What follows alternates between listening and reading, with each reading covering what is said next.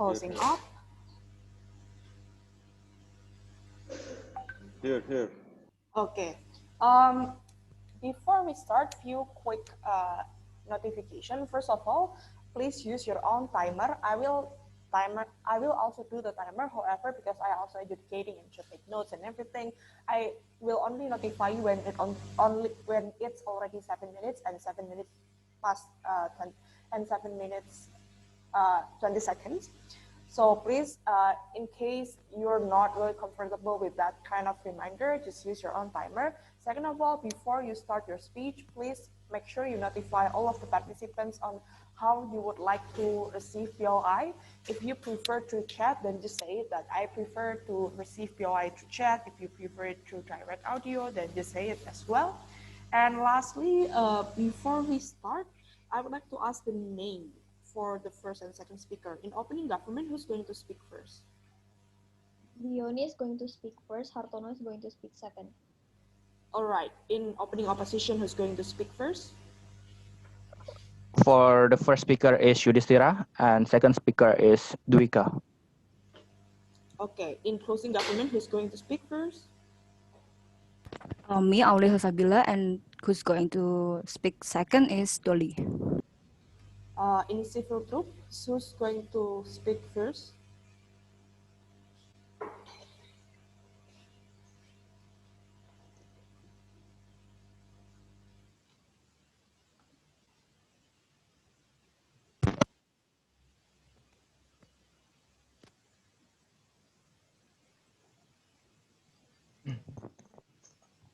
Civil troops, who's going to speak first?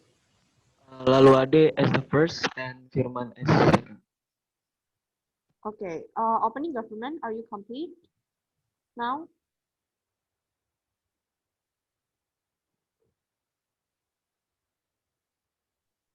Not yet, I think.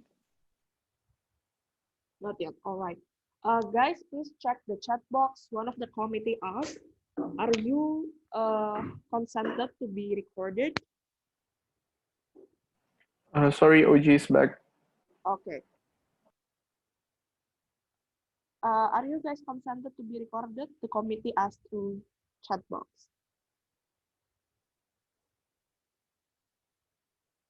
CG, are you okay if this round is being recorded? Okay. CO, are you okay if this round being recorded? Okay.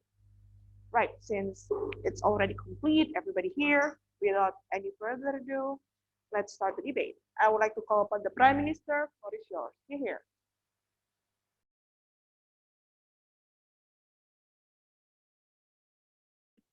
Okay, let me set my timer.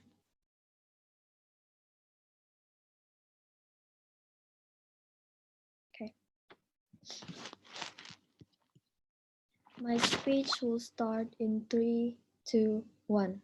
Panels, we think that education is not all about which university you go to, whether it be university that is privileged or a university that is just average, right? We think that whether or not you are able, it is about whether or not you are able to balance your activism in organizations, for example, and also how you maintain your 4.0 and your grades, for example, right? We think that maintaining grades, you're able to maintain grades, but also able to, for example, contribute towards society, right? This is what it takes to stand out in your university and also in your organizations. This is what it takes to become a successful student at the end of the day. But what both sides need to agree on, we think that first, Sherry, we need to understand that she is an outstanding student. However, everyone has their limits. You cannot just assume that Sherry is literally a prodigy that can handle all the pressure coming from the university, that can overcome anything, right? This is something that we need to agree on. But also second, we need to be realistic with the characterization of the university. How university A is like more likely a university that's going to have more difficult tasks and projects that require long-term and hard work, for example, and more pressure towards the student to become the best. This is because universities that are usually very privileged, they need to maintain the reputation as a really good university. So this is the like more likely the things that they're going to do to their students, right? But also University B, it doesn't mean that their education is very, very bad. We think that the education under both sides will still be equal. For example, how the curriculum will not be very much different, like how law faculty and in Ubaya and UNER is not that much different. It's just the amount of pressure they put into the students, right? This is the thing. But also third, we need to understand that Sherry is a person who is going to be seeking for a job once she's going to graduate. So all teams need to take this into consideration. So we say that Sherry should choose University B in order to be able to balance all of her activities to become an outstanding student and find a decent job at the end of the day. This is what we want for Sherry. But first, I'm going to explain to you why going to University A is going to be very bad for Sherry, because we say that she's not going to be able to become an outstanding person, right? I'm going to explain why this is important later. But first, we say that she's not going to be able to balance her work life, right? Like her tasks and her organizations, for example. We say that most people who go to, let's say, UE, it doesn't guarantee that they're going to get a decent paying job, right? Some even end up unemployed. This is because they're unprepared for the amount of pressure that they have in that university, right? They're unable to balance the work and also at the same time compete with the other highly skilled people. Now, why is this harmful? We say that she's going to sacrifice 4 years of her college life for theoretical studying. This means that she's going to focus on getting more mata kuliah instead of, and she's going to avoid things that don't really affect her grades, which are usually important for her experience. Things like internships, things like, KKN or things like that. We think that these things are actually important for her. But also we think that second, stress, that she's going to go to stress because she needs to compete, right? Everyone in her class is highly skilled. She's going to be hard to get in the top of her class. She's going to go through that stress, especially because during school, Sherry was so used to being top of her class, right? This is where she's gonna face that stress. We understand that during university, this is something that's normal, but why is this particularly harmful for Sherry? Because we say that Sherry needs a good CV at this moment, right? She's going to have no time to focus on other things like organizations when she's going to only focus on one thing, like just focusing on her grades. All you're going to have in your CV is just your grade, your good grade that you have worked hard on. We think that it is not enough for companies to hire you based on just your grades and what university you go to, right? Especially because what Sherry is more likely to do in this current university, in University A, is that she's going to take as many courses as possible, right? To graduate as soon as possible because she wants to maintain that title of a girl who is very, very highly intelligent compared to her mates. But why is this important to be outstanding for Sherry? Because we say that this is what Sherry defines herself, or what everyone knows her as. This is also what it takes for her to get a job, right? When Sherry graduates in probably 4 years or 3.5 years, that means that job vacancy is going to be a lot tighter in that future, right? She's not going to be the only high skilled person in the job field. She needs to be an outstanding person to ease her way into getting a decent job. This is what she wants in her life. This is what it takes for her to achieve that self-actualization, right, as a person. But also, I'm going to explain to you second why we think that University B will actually better guarantee her future, a better future for Sherry. Because what you need to understand, how corporations hire people is that they don't really care if you go to, let's say, like UGM or UE, right? It doesn't automatically mean that you're going to get a 7 million salary just because you go to a privileged university. But these corporations, they also take into consideration the fact of how productive you are and how, for example, how active you are during your college year, how you contributed to this organization, how you decided to contribute towards society through like activism and things like that, right? But also of course your grades. So we think that Sherry is going to get jobs better if she goes to University B, because since companies don't really care which university you go to, at least most companies don't, right? Companies that actually pay attention to what kind of quality they're going to hire, they don't really care which university you go to. That means that if you stand out in a certain university, that means that you are the best person in university that they're going to hire, right? That means that you need to understand that University B doesn't mean that it's a totally bad university. If you stand out in University B, it doesn't mean that you're just an average person. It also means that you're literally better than 2,000 people in your university because you're able to get on top of your class despite all that, right? But why can Shari achieve that in University B? Because first, we think that she's going to have less competition. That means that she's going to have less stress towards being the top of her class. She can actually focus on creating her own name, doing internships, getting into activism. This is what it takes for Sherry to better her CV, right? But also second, we think that we're going to prepare her better for her work life, since OO is probably going to tell you that this pressure is going to prepare her for a future. But we say that pressure will still happen either way. Work life and university life, however, is totally different. But we think that we prepare her better, knowing the pressure happens either way. We think that on our side, at least she has the moral boost that she's able to overcome all that because she has that coping mechanism, because she was at the top of her class in her university. So she's able to at least use that as a coping mechanism once she gets into the work life, right? We think that we covered that better on our side of the house. We proudly propose.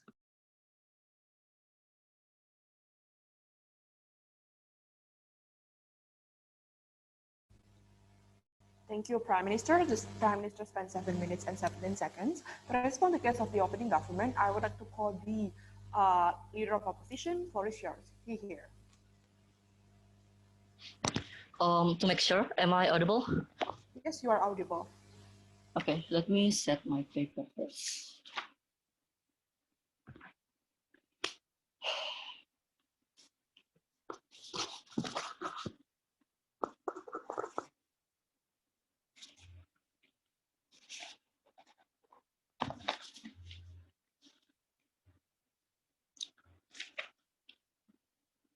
Okay, I'm going to begin my speech in 3, 2,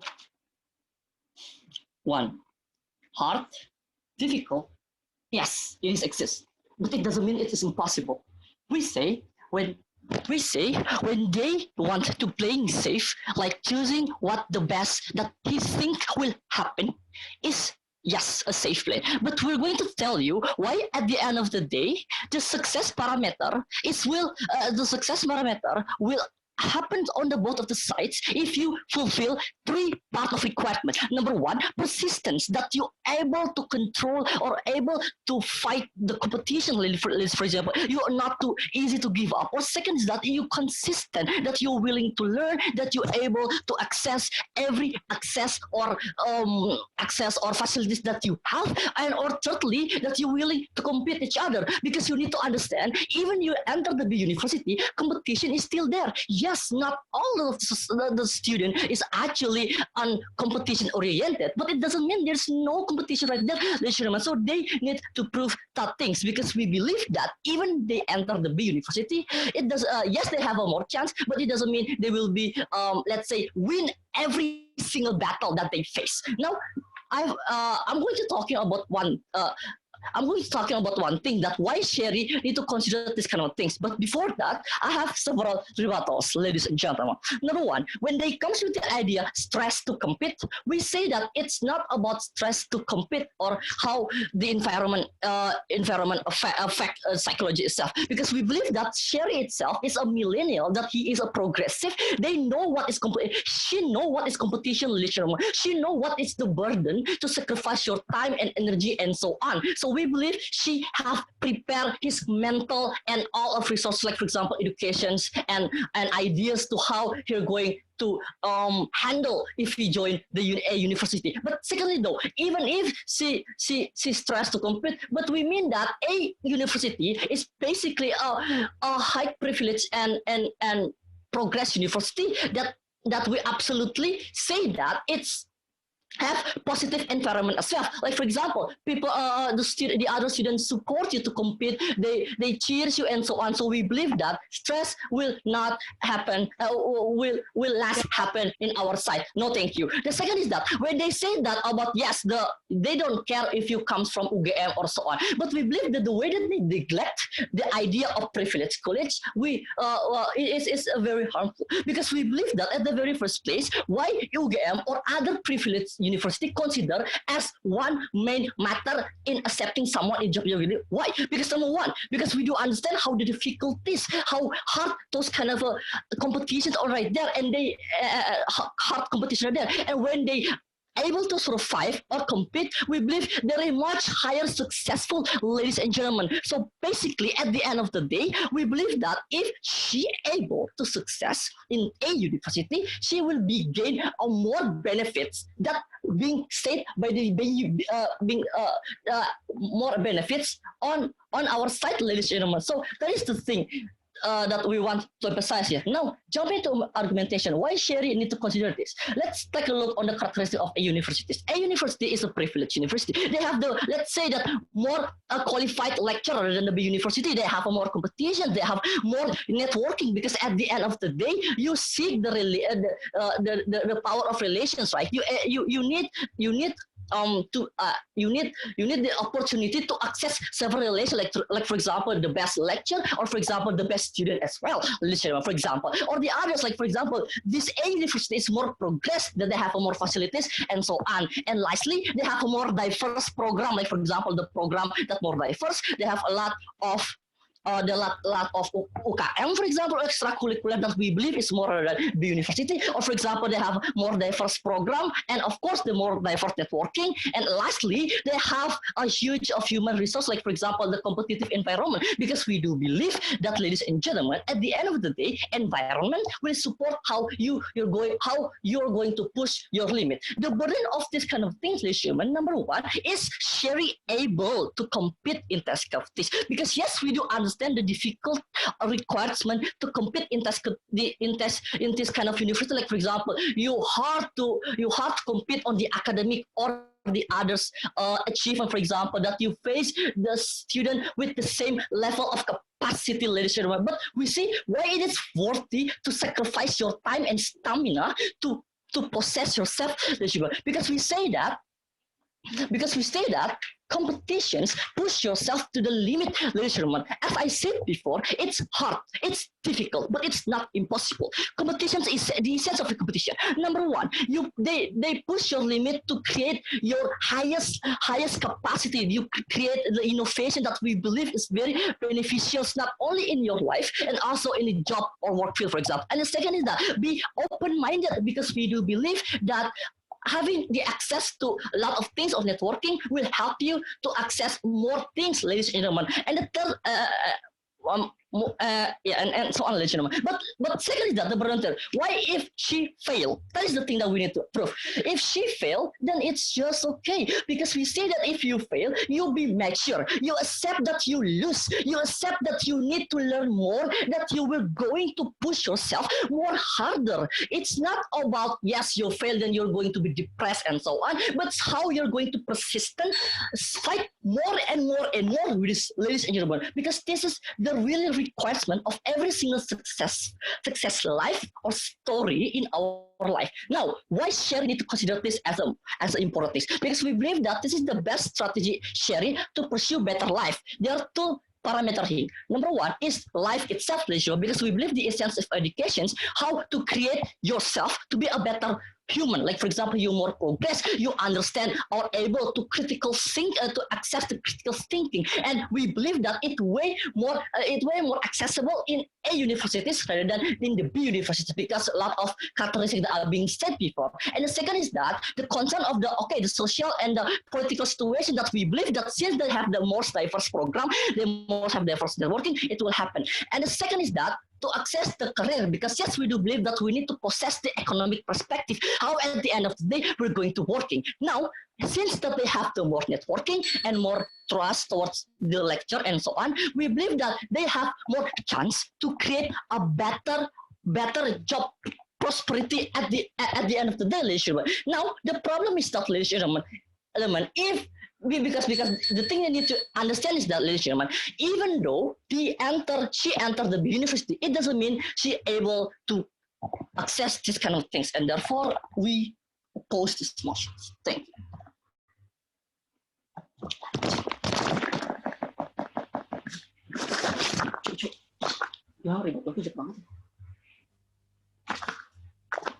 Thank you very much, opening opposition. To respond to the case of the opening opposition, I would like to call upon the Deputy Prime Minister. Floor is yours. Here.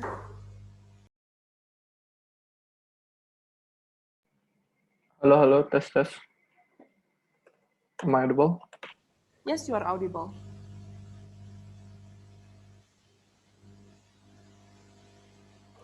Okay.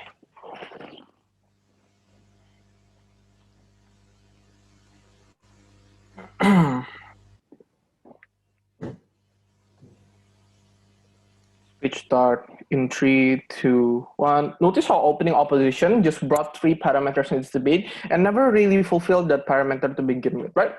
In opening government, I'm going to prove all of that parameter that all of OO actually brought in this debate. And then they talk to you about good quality of lectures and etc. I'm also going to prove to you why is it all of that is not going to be really significant when we talk about university, right? I'm going to bring 2 clashes in this debate. First, I'm going to talk about the process of pursuing education.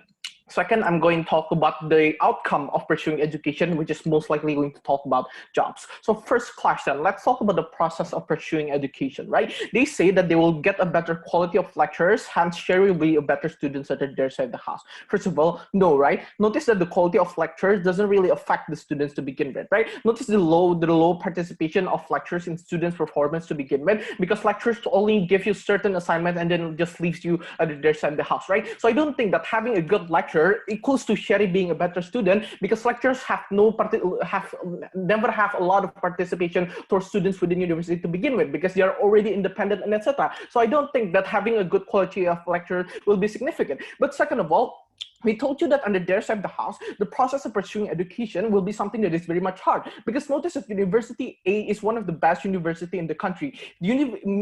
Having this as one of the best university in the country means that they also have a really high standards, and they also have an assignment that is going to be very much a lot, and it's going to be really hard for you to actually be done. Even for people who are actually above average, such as Sherry, we know that having the assumption that she was accepted in University A means that she has above average skill to begin with. But the problem here is that most of the students there are also above average, and that is why they also get accepted to begin with. And this is why University A will also create a standard that is also going to be above average, so that Sherry will most likely going to be struggling. But third of all, the comparative in University B is that we also have lower standard, right? Knowing that Sherry is an above average student, I think this is going to be better, because the assignment that is going to be put into her, it's not going to be really hard for her, right? So she can breeze through her homework, for example, and she can finish her homework with ease without getting stressed under our side of the house. And this fulfills the parameter that LO brought you, because about persistence, right? Because Sherry is going to be more persistent under our side of the house, not only in pursuing certain education and theoretical matter that university gives to you, but also other things such as clubs, such as other things such as OKM that she's going to pursue and going to be persistent of under our side of the house. So persistent is not really that exclusive. But the comparative is that under their side of the house, not only that the assignments that are going to be really hard, but Sherry also needs to be highly competitive, right?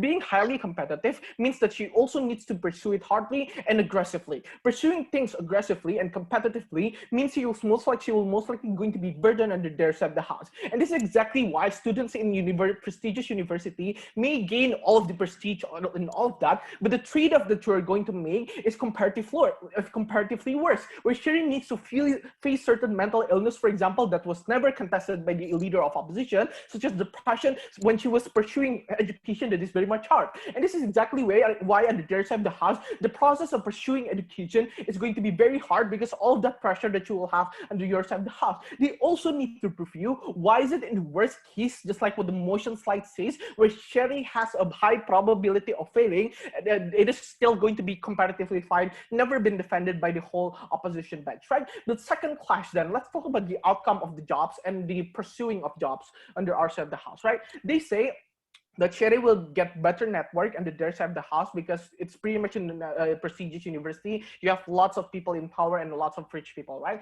First of all, this is really not going to matter, right?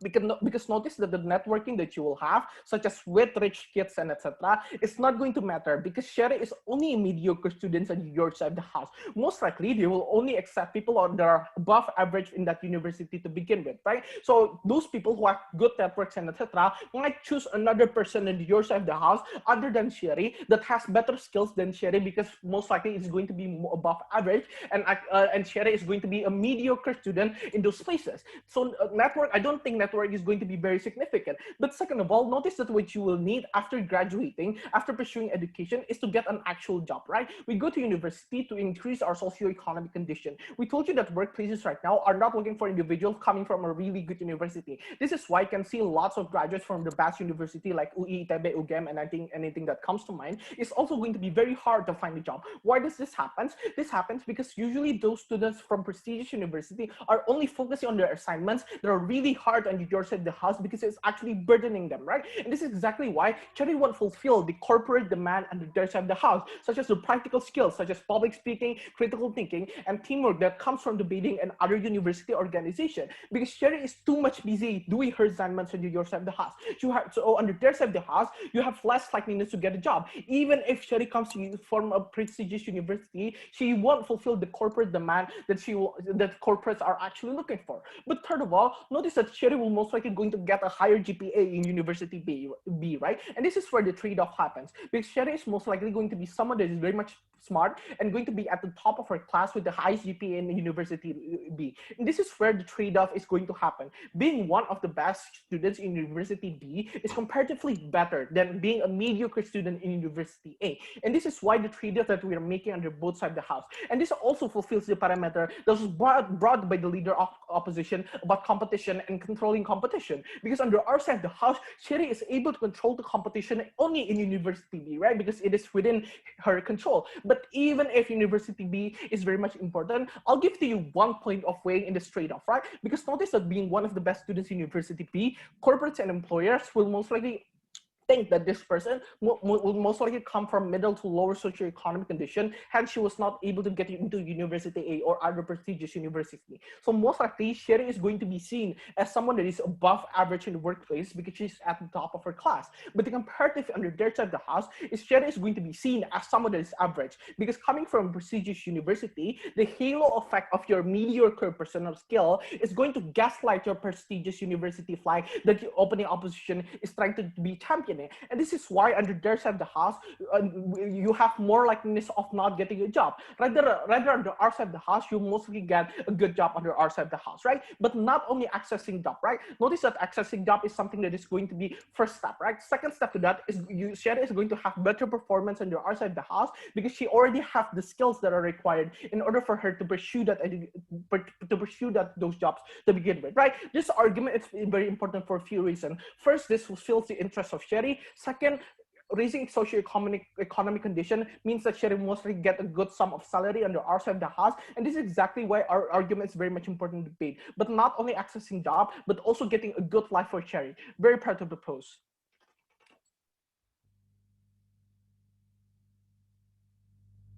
Thank you very much, Deputy Prime Minister. To respond to the case of the Deputy Prime Minister and close the opening house, I would like to call upon the Deputy Leader of Opposition, Mauricio, to hear.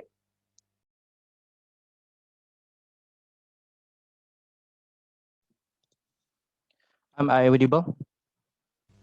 Yes, you are audible. Yep, thank you.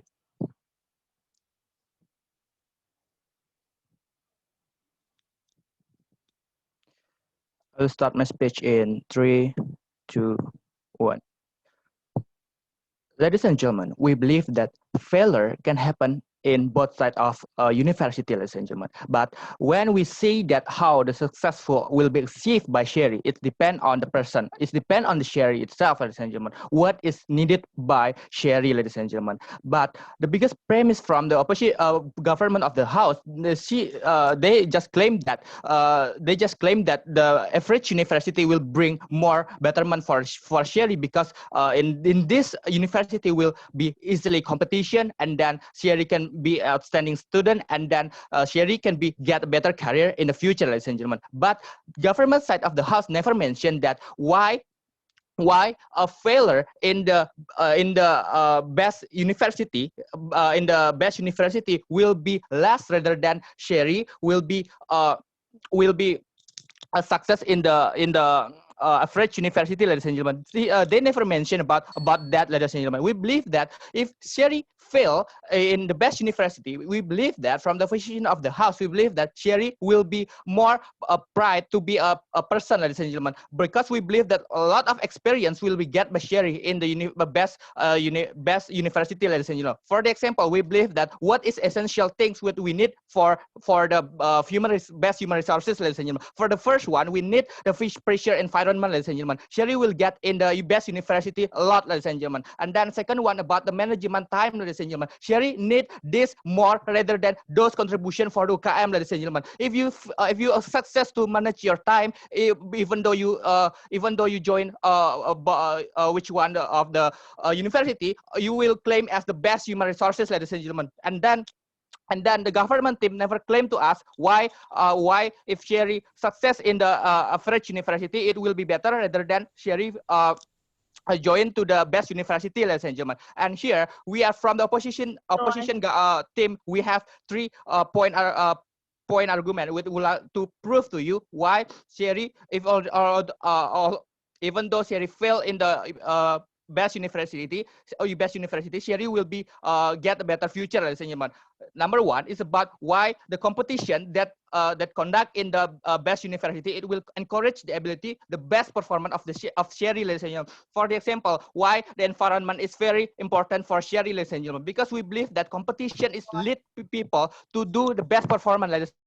For the example, about a lot of assignment, a lot of pressure, a lot of tasks, it will lead Sherry to be a better person, ladies and gentlemen, rather than she just follow about the sleek environment that never have the good competition, ladies and gentlemen. It will bring Sherry to be better future because we believe that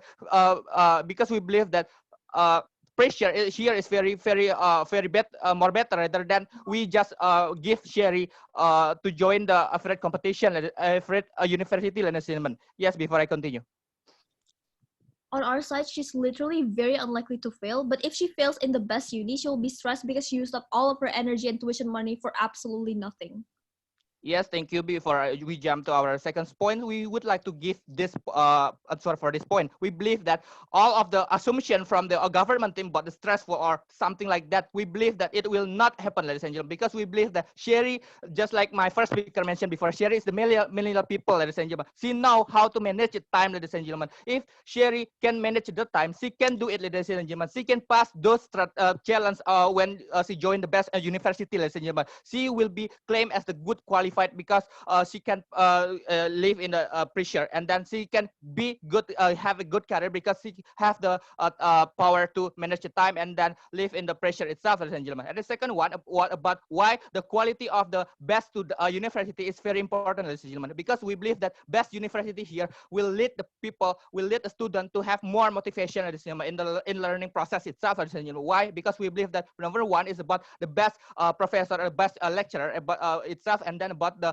experience in the best university, and then about the facility, and then the networking that already mentioned by my first speaker before, ladies and gentlemen. Why it will be better if the Sherry will have the more motivation in the best university, ladies and gentlemen, because too much challenges will lead people to force everything, ladies and gentlemen. We believe that Sherry will force to study more, and then Sherry will feel this if she join the best university, ladies and gentlemen. We believe that all of the booster will be happen in Sherry, ladies and gentlemen. All of the experience, struggle, and survive in this best university will be happen at the end of the day, ladies and gentlemen. What will happen, ladies and gentlemen? More qualification of Sherry will be increased, ladies and gentlemen, at the end of the day, and she will can face the real environment outside of the university, ladies and gentlemen, to be a better human resources, ladies and gentlemen, to be better employ in certain companies, ladies and gentlemen. The companies will think that Sherry will be more qualified enough to join the companies because she has those two things, because she can manage the time quietly, and then second is about how she can put the pressure into herself, ladies and gentlemen. And number third is about why the student pride will be Sherry's pride will be happen if she join the best university, ladies and gentlemen, because we believe that although she fail to compete in this university, we believe that the best experience will become to Sherry, ladies and gentlemen. A lot of experience, for the example, challenge for those materials that already sent by her lecture, and then about how she compete with the best student ever in the country itself, ladies and gentlemen. It's very pride as the Sherry, ladies and gentlemen. We believe that if you are already claim yourself as the good student here, or you want to get a better career in the future, of course you need this environment, ladies and gentlemen. The process here is more better rather than you just put yourself in just the safe zone, and then you don't have any peer to compete with you as the person, ladies and gentlemen. You skill will just in the limit, ladies and gentlemen. You don't have improvement for yourself, ladies and gentlemen. If you just push yourself to out of the safe zone, you will can face all of the challenge in the future, ladies and gentlemen. You will be better human resources in the future, ladies and gentlemen, rather than you just put yourself in a safe zone itself, ladies and gentlemen. The competition here is very important, just like I mentioned before, to encourage the people power more rather than you just stay in the safe zone, ladies and gentlemen. And the second one, why the best university is very important, because the motivation of people, of the student, will be comes more rather than you just put yourself in the not competitive university, ladies and gentlemen. And the third one is about why the quality of sharing will be better in the best university, because we believe that for those essential things that I mentioned before, to put yourself in the pressure, and then but manage the time will be happen if Sherry can success in the best university, ladies and gentlemen. I think that's why our case from opposition team will be better rather than the government team. Thank you. Thank you very much, Deputy Leader of Opposition. To open the closing debate, I would like to call the member of the government. Floor is yours. Here. Let me take my time first.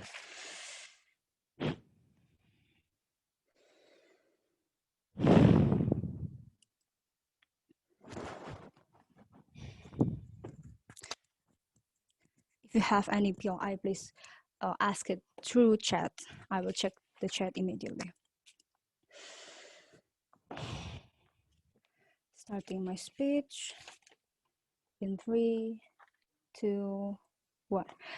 Panelists, we see that from opening side, government and opposition, we see that they all talk about how it's going to be harmful and benefit in Sherry's life, whether or she going to University A or University B. But we see that the most missing point from the opening side is they don't literally give us how it's going to be, in detailed way, how Sherry gonna achieve that in the first place. And we as the Kaohsiung government, we'll give you the step-by-step process why and how Sherry can achieve this goal that already set by government. And before that, I want to clarify that from the opening opposition, they said that it will be, pride if in worst case they don't Sherry don't get the job because she came from University A. But we think that it's not proud at all, because I have seen in my society, in the status quo, there are a lot of people who is shamed because they came out from university, the best university in the country, and they just don't get the job. It's just so shameful. And how dare you, as the opposition, say that it's going to be it's going to be a proud moment or pride feelings for Sherry. And we think that opposition should not be by the argument. And move on to our to my argument and to my points. We see that we really values the process that Sherry going to make in the long process, like let's say 5 to 4 or 5 years. And we see that the goal of university, as the opening government said, is going to be work in a workplace. You have to be getting a job. But we see in a more detail things, we see that it's going to be a lot better in Sherry's life. And we see that how it's gonna achieve, how Sherry gonna achieve in University B into 4 steps. The first one is she will know the chance once she entered the university. She will know that she has this chance to be outstanding and to be recognized by their peers. This gonna boost her confidence. Comparing to entering University A, it will create more burden because of the pressure from the ambience, and it will create a lot more anxiety the moment she steps into the university that she enters. The second one, once it will create, I will tell you about how she's gonna adapting to the ambience in the long run. She will realize that not so competitive friends in University B, it will create some kind of a confidence like the first one, but in the long run, in the worst case scenario, she would likely lose interest that opposition would gonna say. But we see in the long run, Sherry gonna boost way more confidence because she know that she is the best, and that's just human tendency to be the best and be feeling proud because she is the best amongst their friends. Comparing to University A, in the long run, she's gonna be stressful. Yes, in the first place, she's gonna be, okay, I'm in the ambience of the highly competitive person, then I'm gonna be, one of them. But in the long run, we see that motivation is progressive. They can increase, they can decrease.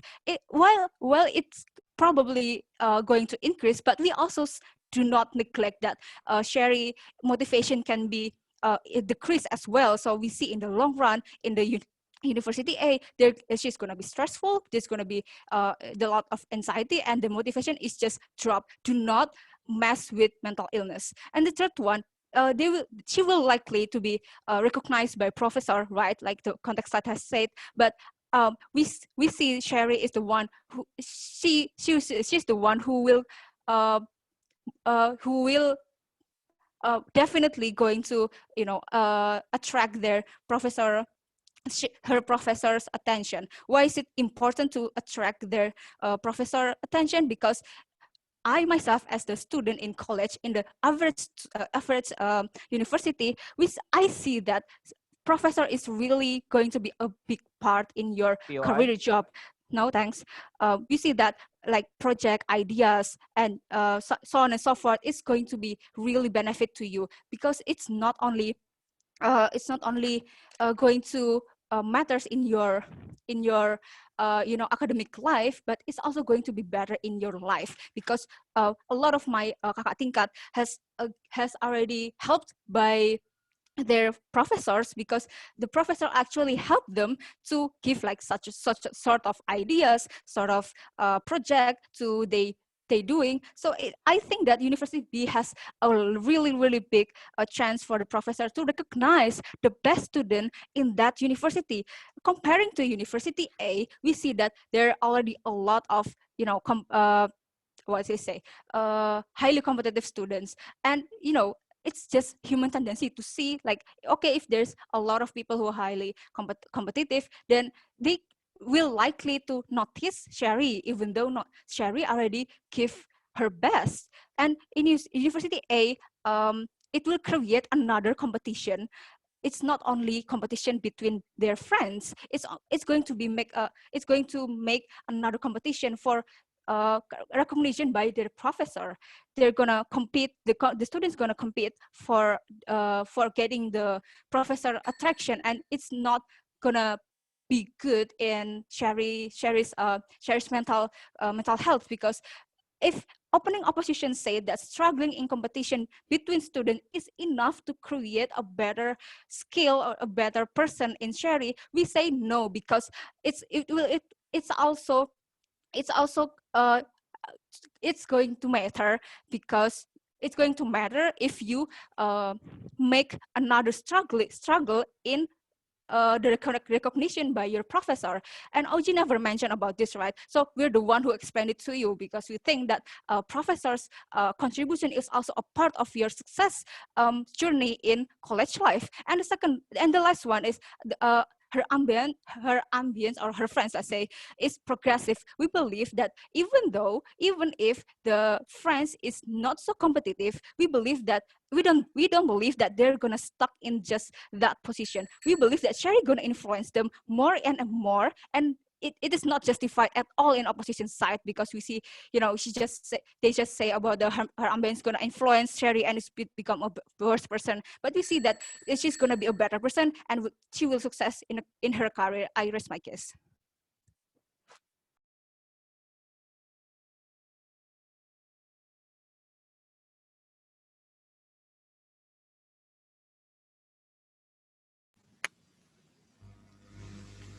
Thank you very much, member of the government. Member of government spent 7 minutes and 5 seconds. Right. To continue the case of the member of the government, to respond the case of the member of the government, I would like to call upon the member of the opposition. Floor is yours. Here.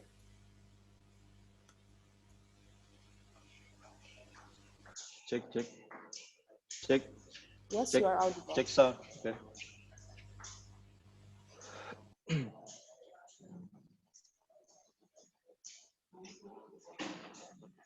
I'm start in three. I'm start in 3, 2, 1. Yeah, well, ladies and gentlemen,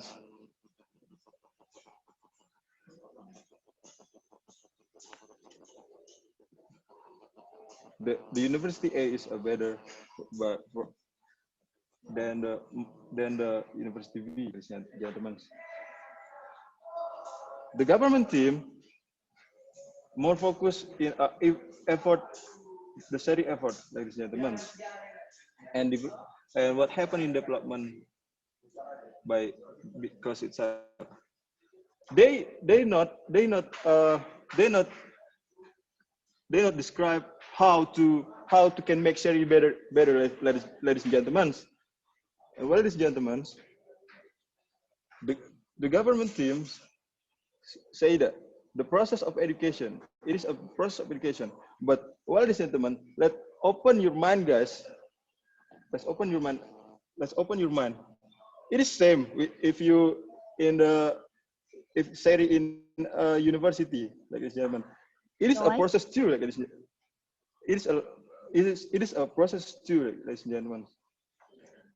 And then they say that can if Sherry in B University, it can better or focus join UKM and so on and so forth. But ladies and gentlemen, let me see right now. It is not. It is just something, ladies and gentlemen. We not see that. We not see how to the Sherry can be better with the B University, like ladies and gentlemen. And then if we believe that if you in University A, we more confident and we are so proud. If you was proud, if you was confident, it can make increase your achievement and achievement, and you can have good relations, ladies and gentlemen. And then if you not have achievement right, you have a better name as the alumni in University A, ladies and gentlemen.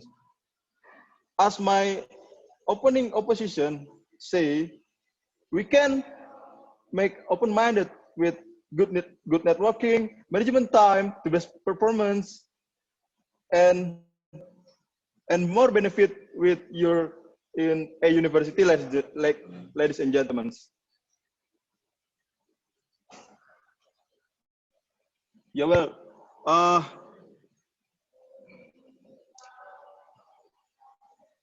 in the yeah, well, we have and then we have an instinct, ladies and gentlemen. If you we want to something good, we have instinct to the good track record or name, well, ladies and gentlemen. If any better, why we not choose the A university? Why we must be to the B university, to the B university, like, ladies and gentlemen? If you can join to a university, and then if you choose a university, it is give you more motivations to increase your life and then increase your achievement and so on and so forth. And then company more believe by the graduated Unif A. So if you if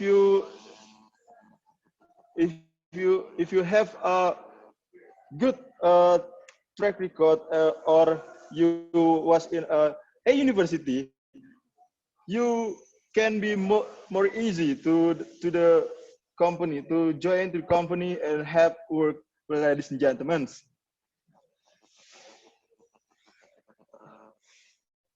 Okay, ladies and gentlemen, we we are from the opposition. We are from the opposition. Very disagree for this motion because of why? Because of the A university have a more benefit and Seri can be good management time and to best performance, crowded and more competitive, prosperous with a university or favorite university.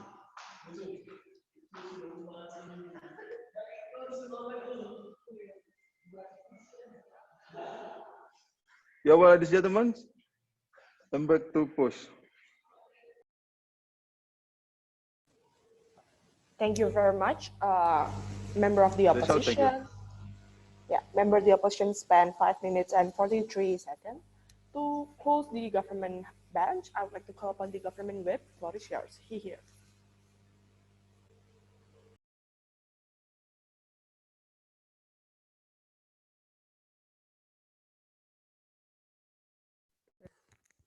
Test, am I audible? Yes, you are audible. Okay. Wait, let me take my.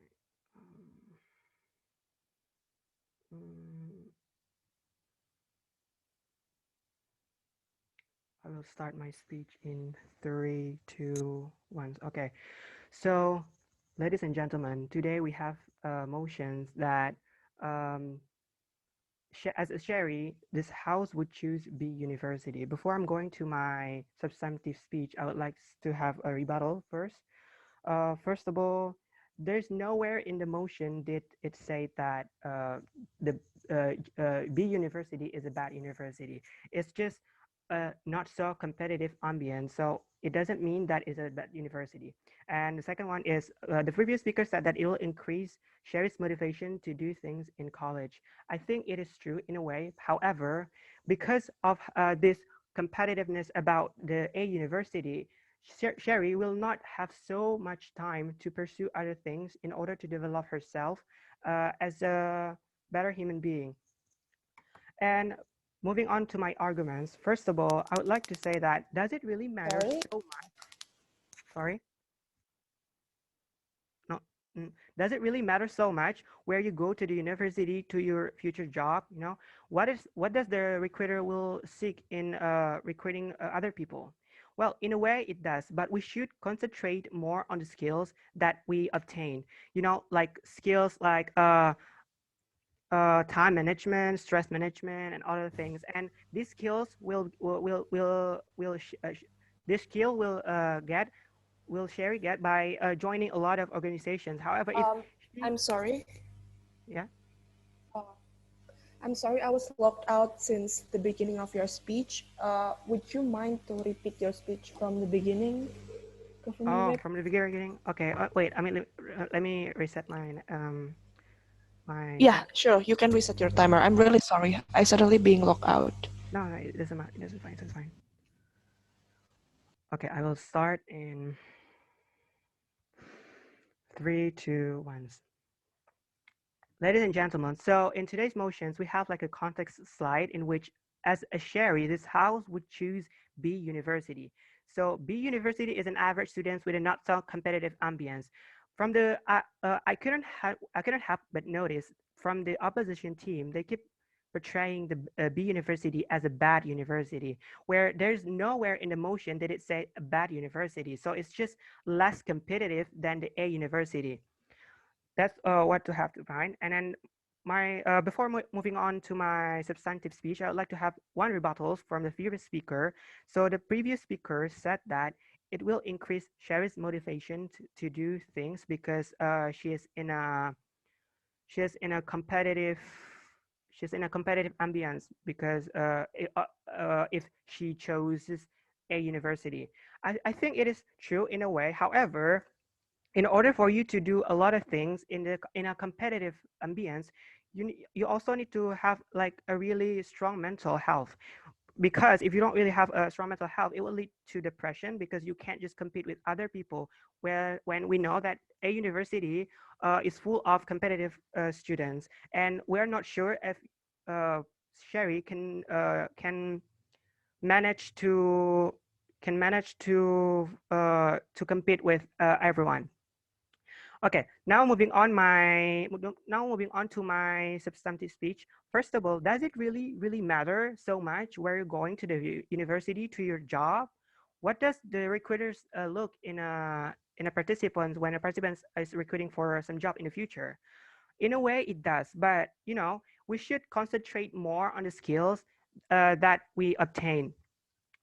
And a university where you went to the university can open doors, but skills are what let you stick around. Our college systems have drilled the idea that into our heads that grades are more important than that grades are most important indicator of success. Without good grades, or without going to the very prestige competitive university, you will spend the rest of your life living in your parents' basement, or your parents and teachers would have you believe. What I mean by skill is like very skills that everyone should have during their college times, like time management, stress management, um, assertive skills, well development, self-care skills, and other things, and other life skills that you will get. However, in order for you to get these skills, you need to have you need to join a lot of organizations instead of just pursuing your grades. Instead of just making good grades, because if you're choosing a university, you will not have so much times to pursue all these skills, because you will spend so much time on pursuing good grades, because you are choosing in a well-known university with highly competitive ambience. Of course everybody is competitive, and in order for you to compete with them, you also need to be focused more on the grades, on your grades. Whereas in job fields in the future, they will look more into the skills. They will look more into what you can do, what you can't do, and all of your skills. Whereas if you're choosing the B university, you will have more time to develop your skill, your self-skill as a humans, by joining a lot of UKM, a lot of organizations inside of or outside of your campus. Because by choosing B university, Sherry will have more chances to be an outstanding student that being recognized by everyone, by her peers or her professor or anyone around her. So she has a higher chance to be stand out comparing to her friends. And then my second argument is that sometimes it's better to be a big fish in a little pond. What I mean by this is that a very well documented psychological phenomenon relevant to your college choice is what social psychologists call a big fish in a little pond effect. The phenomenon has to do with self-esteem. Many researchers studies have shown that given equal academic abilities, students is in a non-selective academic setting feel better about their academic abilities than do students in a highly selective settings, in a highly competitive ambience. Stated differently, a student of moderate ability might feel incompetent, even depressed, in an environment of super achievers, because in the first place it's a really high competitive ambience. So of course everyone needs to compete with each other to be the best. Conversely, the same student might feel like a super achiever himself or herself, and might even start performing like one in an environment in which his or her performance stands out as one of the best. Unfortunately, our educational world is constructed so as to promote a competitive attitude to such comparisons, and their effects on self-esteem are inevitable. Getting accepted, for example, like in UI, UGM or something like that, might give you an immediate burst of high self-esteem. You're proud of yourself. You're proud of getting into this prestige university that not so many people can go to. As your classmates look at you with envy and grandparent gloat, but actually going to this kind of college could lead to a very long bout to depression if it turns out to be more than you're budgeting for. Separated from self-esteem, there's another advantage of being a big fish in a little pond. A good student at less prestigious school or less competitive school generally has so much better chance of being noticed by the professors or by peers, and therefore of receiving extra educational opportunities and wonderful recommendations for future careers or studies than does a student of equal ability in a highly competitive university. Those extra opportunities and glowing letters may, in many cases, more than compensate for any loss in prestige value that comes from not having gone to UGM or UE. Moreover, if these classes are easier at the less prestigious school, that could be a good thing, not just for your self-esteem, but for also your education. It would have left more. It would leave you more time to go beyond a sign of coursework, to take charge of your education. To try a lot of things, to try a lot of education in order for you to develop your skills. And that's why we like to propose a motion. Thank you.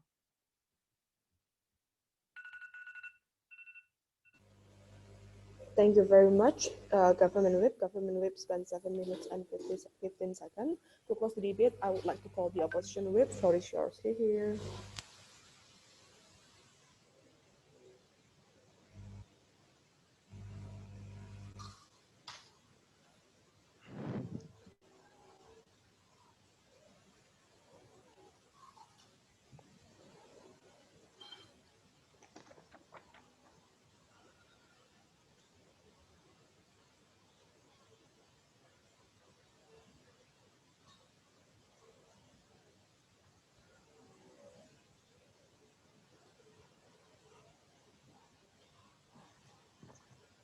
Tes. Yes. I'm sorry, tadi saya salah di-invite ke room sebelahnya. Jadi gimana nih ya? Hah? Tadi panitianya nge-invite saya di room sebelah. Nah, terus saya baru di-invite lagi ke room sini. Baru di-invite-nya kapan? Di CG. Di web tadi. Jadi saya cuma dengerin first dari OG and closing dari CG. Tapi tadi Gimana nih? Tapi tadi kenapa Gak ngikut sama sekali. Tapi tadi kenapa di awal waktu di roll call CEO bilangnya komplit? Ya, pertama saya komplit, dan saya keluar, terus di-invite, tapi di-invite-nya ke room yang lain. Dan saya baru sadarnya waktu saya kira opening, ketika saya bicara, rupanya orang lain yang dipanggil. Nah, di situ. Di room sebelah mungkin sudah selesai. Tuh. Gimana nih panitianya? Ini juga panitianya Nurul Fitriani bilang ada miss tadi katanya. Sebentar.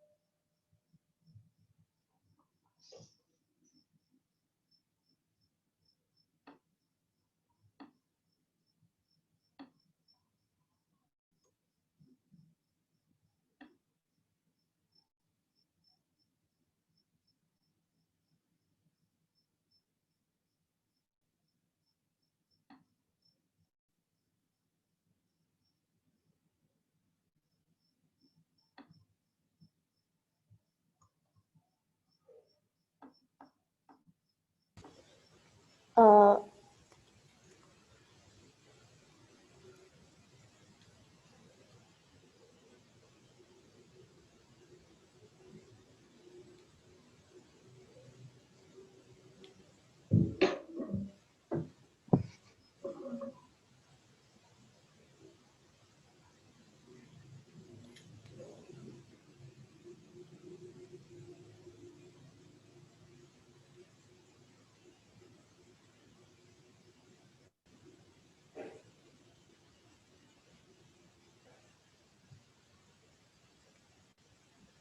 I'm sorry, Fioni. Yes. So you saw the Yeah. opposition whip enter the room at the third or fourth minute of government whip speech? Yes, around that minute, because I saw the WhatsApp notification that they were disconnected for like a while, but they got back at around that minute, I'm pretty sure. Oh, all right, all right. Saya kalau nggak salah masuk di tim binus tadi.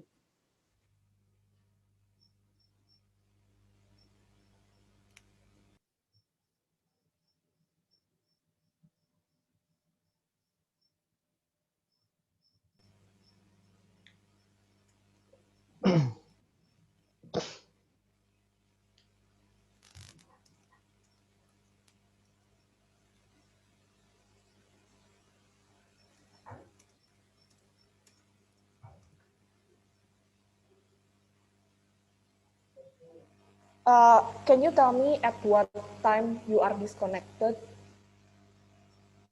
I mean, at what speaker?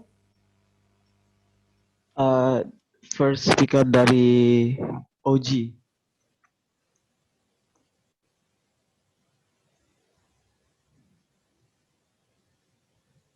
First speaker dari OG? Yes. Dan aku di joinin lagi, ya masih first speaker juga, tapi di room seberang. Makanya aku sadarnya begitu posisi aku yang nggak harusnya aku yang speech, jadi orang lain yang ngomong duluan deh. Makanya aku langsung sadar itu ini salah room nih kayaknya.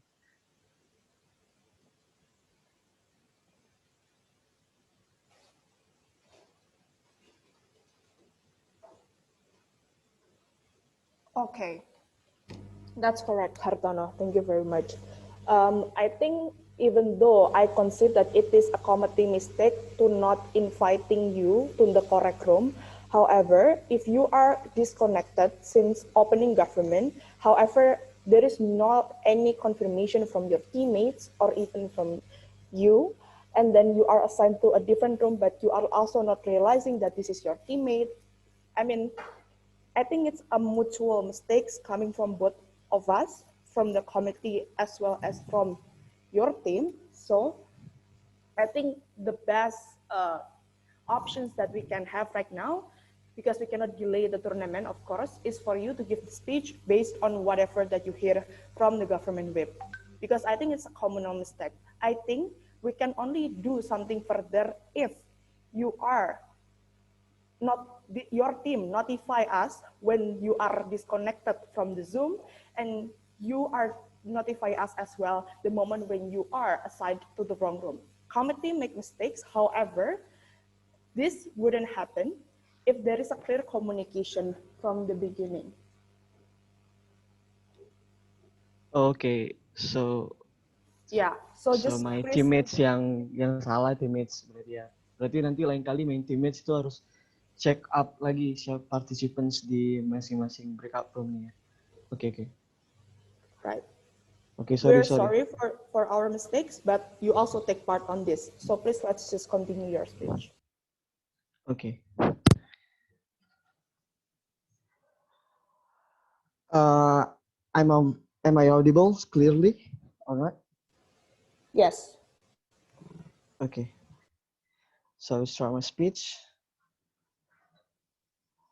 Ladies and gentlemen, in the very first beginning, when the opening of government say that the stance is because why they choose the Sherry should choose the universities B because they have more life in outside of the university itself, gentlemen. So I really believe that in these cases, we know that the conditions is Sherry is the high intelligence of student. So whatever they talking, but it's not very relevant with the situation or the condition of Sherry itself.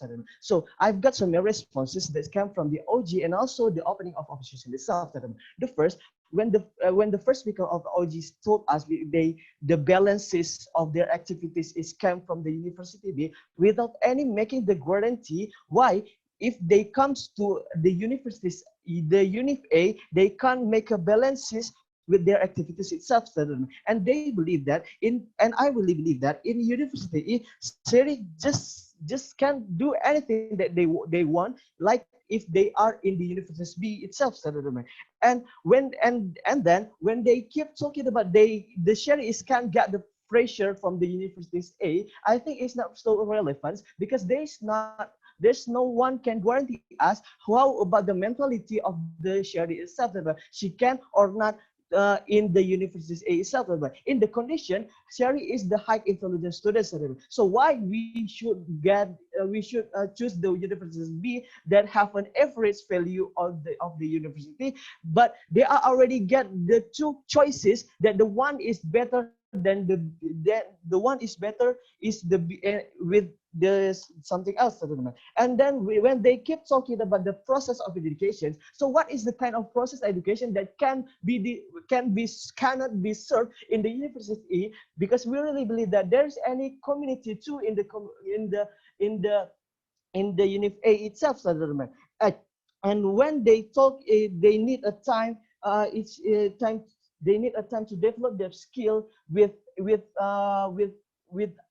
other the college staff. I really believe that it's not relevant because of what? Because if in the very first time there is no differentiate, there's no differentiate of characterization between the unit A and unit B itself, because it's the same. It is same. There are the same university, but what is making its difference? One university have the ambience, a compete the ambience, and the one is the low compete ambience itself. So what is the better for the Sherry, and I will explain you on my justification itself. And also when the opening of opposition just talking about the pride that come from the Sherry, because they are already come to a great university. I think it's not so relevant because there's no we're not talking about the pride or something like that. So my first justification is ambience is one thing that giving a good impact for the student of college itself, because I really believe that ambience is one of the important things in education science. It can make a surplus or a new energy for the student to improve their skills. It is an external things that influence the students accept the lecture or something like that. And how competitive ambience it's make the students better, because we know that in competitive ambience, all of the student or almost of the student get to try to be better. They try to be the best. They learn something to be the best in that university. In the condition, Sherry is the student with the high intelligence. So let's make a comparison. So why Sherry should goes to unit B without any competition? In the condition they are already high intelligence. So I really believe that the high intelligence that having by Sherry is vested in if they are still choose the unit B itself, and it will make and if they come to unit B, it will make their skills or their intelligence more sharp, isn't it? Why? Because they are in the ambience that trying to make them better and better. So it means that it's guaranteed if Sherry is in the condition is high intelligence, they still thinking about they want to be a loser in that university. In the conditions, if the university is A with the all of the students try to be better, it doesn't mean that the Sherry itself can compete with the people itself. And what is the best impact and what is the impact if they choose the university or the A university itself? The first thing, they will be a better students college, like what I said before. The first thing, why we really believe that the influence of the compete in base itself, because of what? Because we never guarantee if Sherry goes to Unit B, they still have a motivation to be a best students, because of what? Because the ambience is not compete anymore. There's average compete ambience. It means that no one can guarantee if Sherry will getting better and better with any external values that have by the Unit B itself. So what happened if they come to University E? They have more external effect that can affect them to affect Sherry itself to be a better with the ambience that served by that university. And also, if we're talking about the external values, we know that the universities, Unit A serve more better than Unit B itself. For example, if the lecture, the quality of the lecture, the quality of the student, the quality of the staff that can help for the study itself.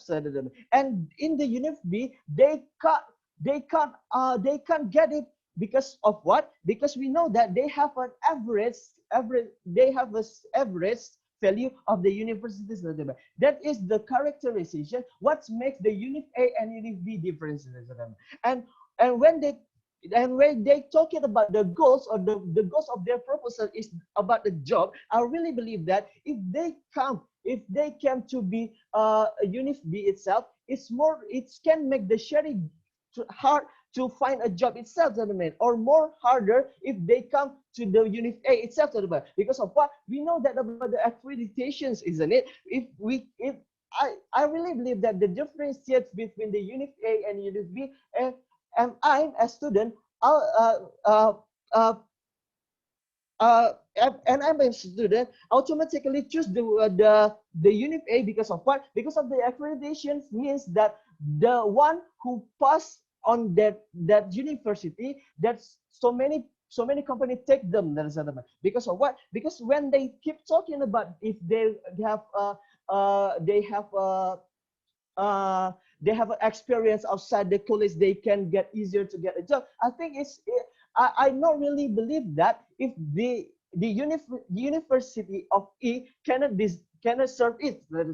But I really believe that what's make Unit E and Unit B difference because of the accreditations makes the proof that Unit A is better if they want to get a job itself. And also what? In the competition ambience, it's very needed in the workplace.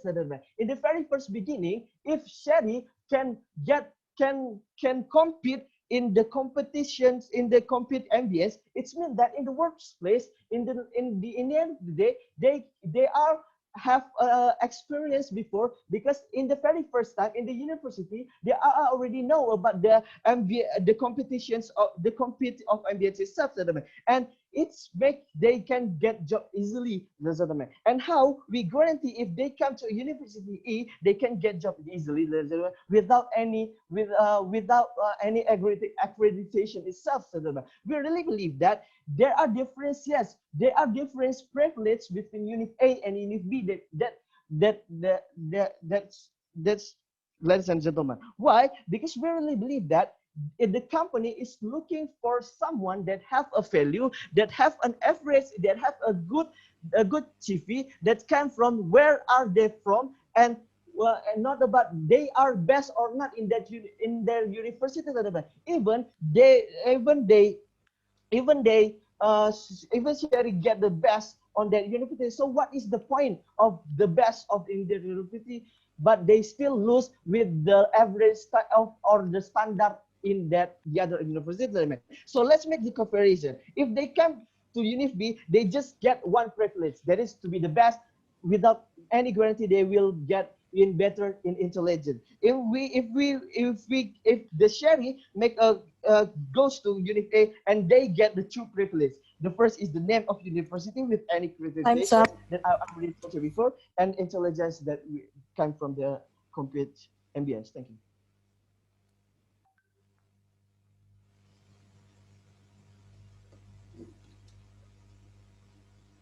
thank you very much, Opposition Whip. The Opposition Whip spent 8 minutes and 20 seconds to, yeah, that's the end of this debate. Thank you very much for the debate. And please wait here for a moment while I deliberating the decision.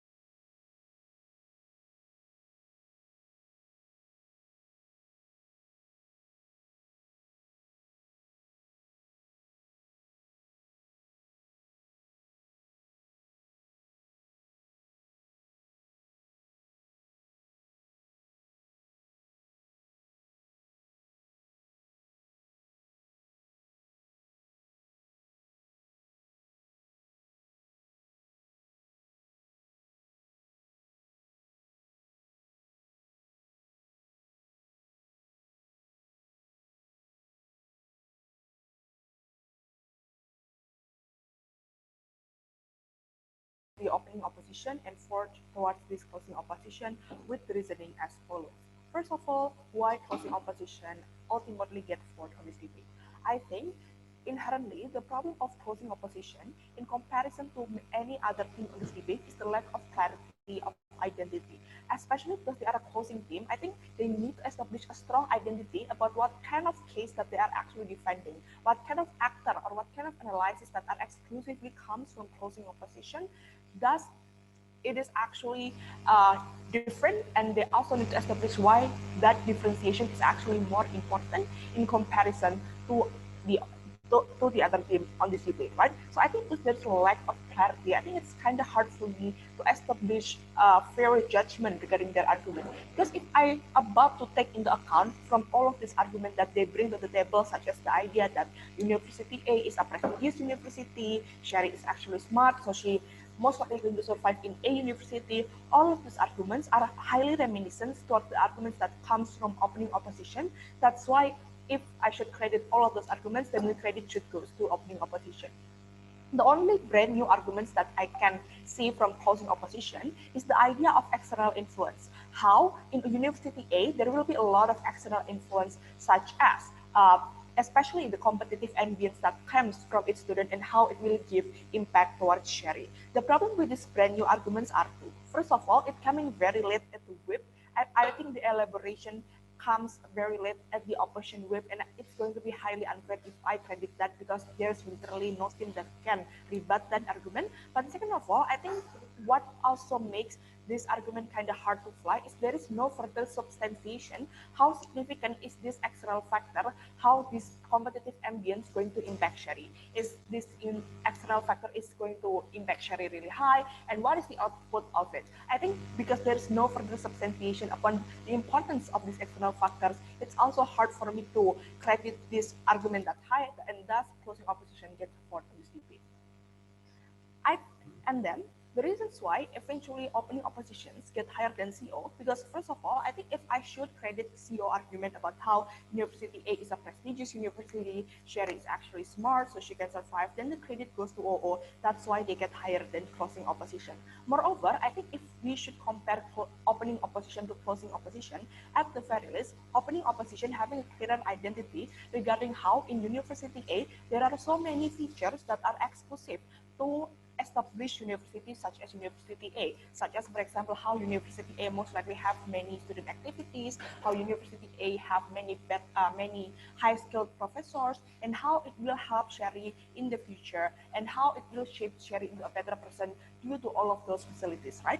But the reasons as to why opening opposition eventually cannot get higher than closing government and opening government is because most of their is because of two things. first of all, under the idea of how University A having so many features. For example, like they have good professors, they have good uh, student activities. The problem with that is that I think there is still lack of analysis on how all of these features are actually going to give benefit towards sharing.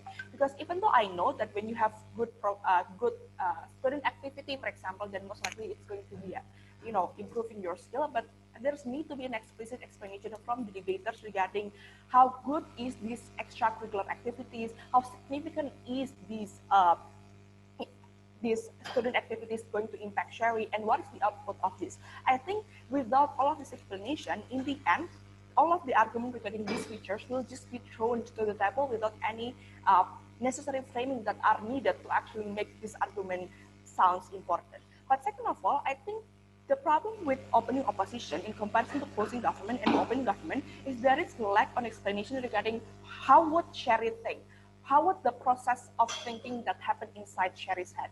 Because there are so many arguments that are being used to actually fight against the government team. How they say that Sherry is actually a millennial, that Sherry have a good time management. I think in order for that argument to fly, opening opposition needs an explicit process of explanation. Why does Sherry having a good time management? Why does Sherry is actually a millennial to begin with, right? Why does Sherry is actually persistent? Because even though I know that all of those features might be owned by Sherry, there's need to be an explicit explanation why does it is the case, right? So I think under all of those ideas in comparison to closing government and opening government, opening government, both of them can give me at the very least a more process of analysis about how Sherry will think. For example, closing government at the very least managed to explain the idea of the fluctuation of motivation. That motivation is not something that's stagnant, that is actually influenced by so many factors around you. And most likely, even though there is a boost of confidence in the beginning, there will be a lot of pressure, thus it will impact your motivation, and how the output is that you're not going to be that successful as well. In opening government, they also managed to explain how, for example, in those big universities, there will be a lot of pressure, and that will hurt you so bad. Sherry wouldn't be that optimistic or that having that high motivation because she used to be the number one on high school, but then she become the number, I don't know, the last number probably in this high prestigious university because there are so many others highly competent individual as well. Thus, it will impact her mentality. It makes her even more prone towards depression and so on. So I think this process of analysis regarding how Sherry would think are more available on both of the government side of the house. That's why under those ideas, opening opposition get cut and cannot go higher than closing government and opening government. On the last comparison, why do closing government eventually cannot get higher than opening government, and why opening government triumph in this debate? I think, first of all, even though closing government are different, slightly different in comparison to opening government, but I think if I take it into account, more of their arguments are just more features of the arguments that comes from the opening government. For example, under the idea that, there will be professor that helps you in University B because you are an outstanding student. I think in the end of the day, that's just another feature of how in B University you will be outstanding, thus you will get more opportunities. And that premise is already exists under opening government. That's why it's kind of hard for me to credit closing government higher than opening government. Moreover, even though it can still work as a differentiation, I think closing government needs to frame it even broader regarding how significant is the contribution of this professor into your life. I mean, they do explain that this professor will give you idea, that they will give you projects, for example, but how this project would look like, what kind of project that you're talking about, how would this idea actually help you in your college life or after graduation? I think there's need an explicit explanation on that, and that's the reason why I credit opening government higher than closing government. Because at least in opening government, there is a clear explanation regarding the process on what is Sherry, how does her mindset most likely look like, understanding she is a high school student, how would she feels when she enters the competitive university, when she is actually, for example, used to be the number one, but then get to the last place, how would it affects her, and how with all of the pressure, it might make her mentality goes even more downhill, and how in comparison, if they go to University B, that Sherry can have a better chances because she has this coping mechanism, understanding that pressure exists in both university at the very least. In B University, they explain how Sherry can use the idea of she being the number one as coping mechanism. I think opening government triumph under the idea that they give a clear picturization regarding how Sherry would think, and they also give they bite the bullet upon how what if pressure exists in both sides, in which scenario Sherry would survive better.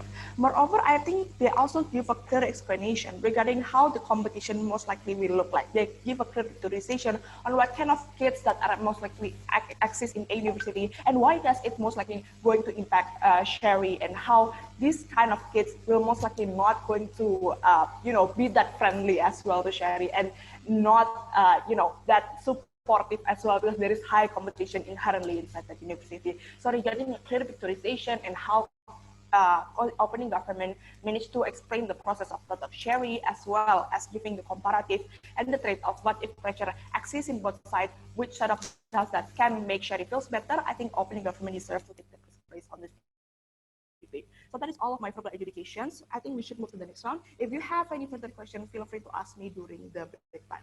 Thank you very much and good luck for the next round. Thank you, everyone. Thank you, Pak. Thank you, Kak Mai.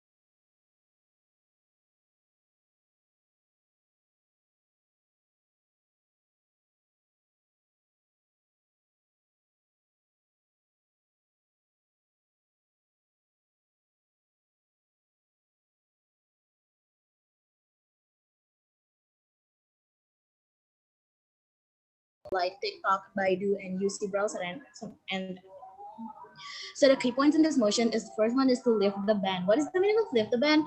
It means that we want to allow this Chinese app to operate in India. And what is the meaning of Chinese app? So Chinese app is an application that is made or produced in China by Chinese. So what has actually happened in this motion? So in our status quo, India is banning up to 59 Chinese apps like TikTok, Alibaba Express, PUBG, and WeChat. According to the public statement of India officials, the action was taken because India officials believed that such apps were a threat towards sovereignty and integrity of India, defense and security, public order. So we want to stand against the status quo. What we want is, as I mentioned before, we want to lift the ban of the Chinese app from India. So that means that we want to allow these Chinese app to operating in India. So we want to have a cooperating apps needs to have. So we want those Chinese apps to have a cooperating with India's. I mean, like to have India support too. By cooperating this app, India needs to be cooperating with this apps. India needs to be evolved, and those apps need India guidance for it in the country. So now I'm going to my arguments. My argument is by lifting the ban of Chinese app, this will bring a great diplomacy with China. The reason why is that if we do ban the China's app, India could not have a great diplomacy with China, and China will not absolutely help India. One of the ways China helps India, this is one of the way that China helps India through these apps. As we can see that this app is like PUBG. It helps people to be refreshed by games, and there are browsers that also helps people. And the stakeholders from this motion is the government of India and the government of China. And the worst scenario is that we do believe that if we keep banning this Chinese app, we will have a bad relationship over country with India, which is a bad diplomacy. And the best scenario here is if we are not banning this app, this Chinese app, we will still have a good diplomacy with China, and it is good. So I think that's all from me, and I beg to suppose this motion. Thank you. Thank you very much. Now to open the cases from the opposition bench, I would like to call upon the leader of opposition, here.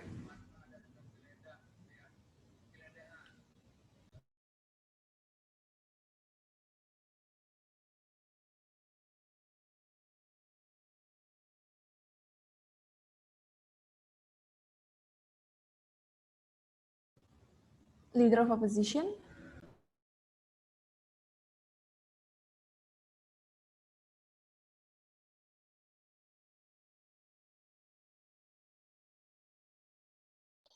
Yeah, here.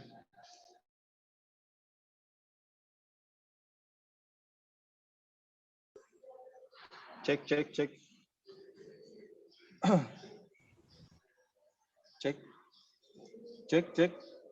Yes, you're audible. Test.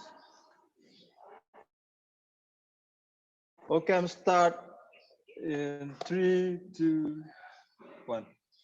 Yeah, well, ladies and gentlemen, our motion today is this House believes that India should lift the ban of Chinese app. Yeah, well, ladies and gentlemen,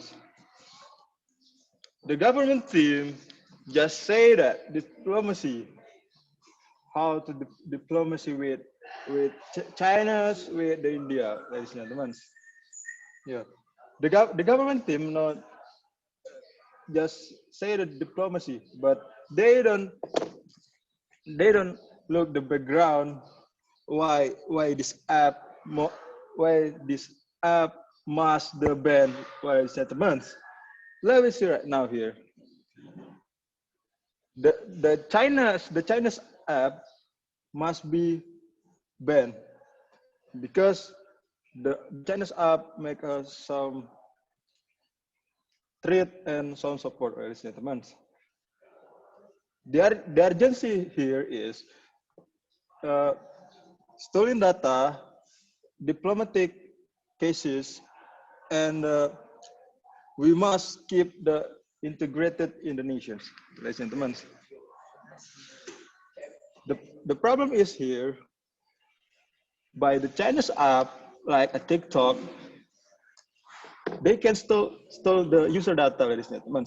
It can make intelligent problem, ladies and gentlemen. By user data itself, you can make a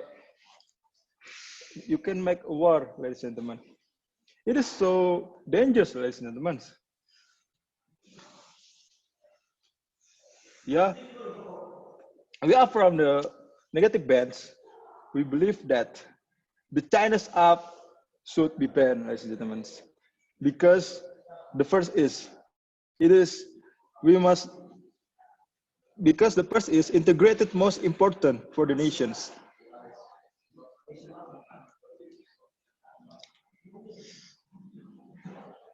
The ban China's app, it is related to with the disintegration, ladies and gentlemen.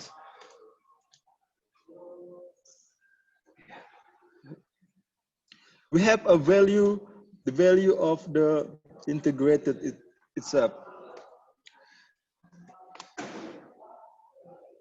And then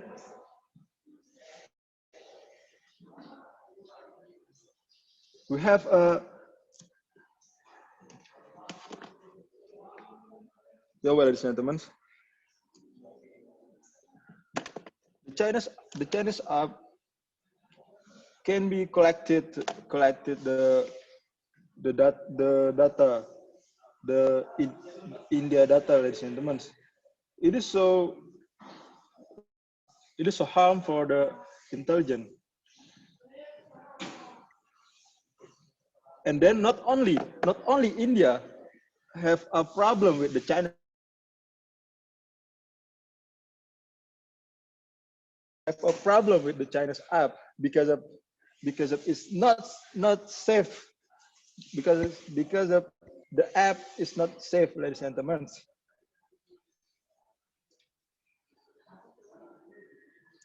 The apps cannot guarantee the user data not to be a commercial, ladies and gentlemen.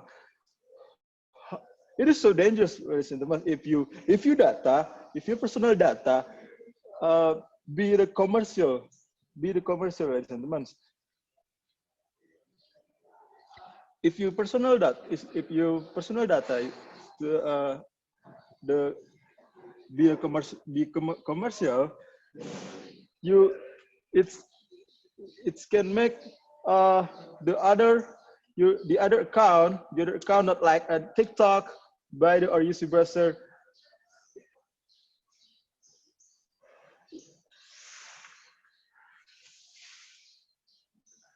It can make it can come to the other account, ladies and gentlemen, like your banking and so on and so forth, ladies and gentlemen. And now we must ban the Chinese app, ladies and gentlemen. And then we believe that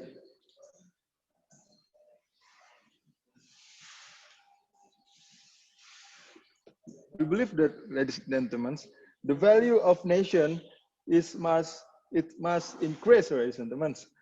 We have a value nation, ladies and gentlemen.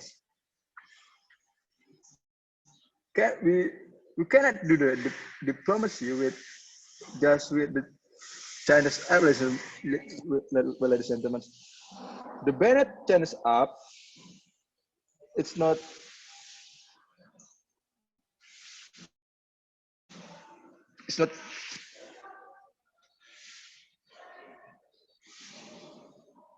the diplomacy is not like get by the we're allowed the Chinese app, ladies and gentlemen. The diplomacy stuff can be get by the other action, ladies and gentlemen. Not only the allow it the Chinese app in India or the other nation, ladies and gentlemen. So we are from the negative teams. We really disagree for this motion because of the first, integrated most important for our nations. And the second, the Chinese app stole the user data. And the third is a harm for the intelligent side and can make the something war, ladies and gentlemen. I'm asked the opening opposition back to host. That's all. Thank you.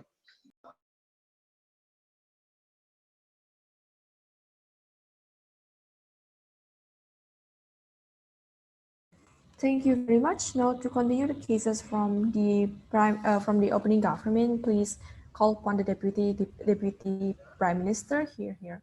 I would like to also remind everyone, please check the chat box in the Zoom. Thank you.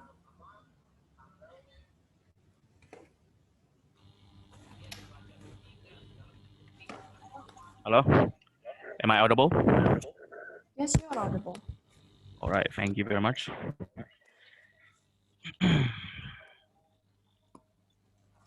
Whoa.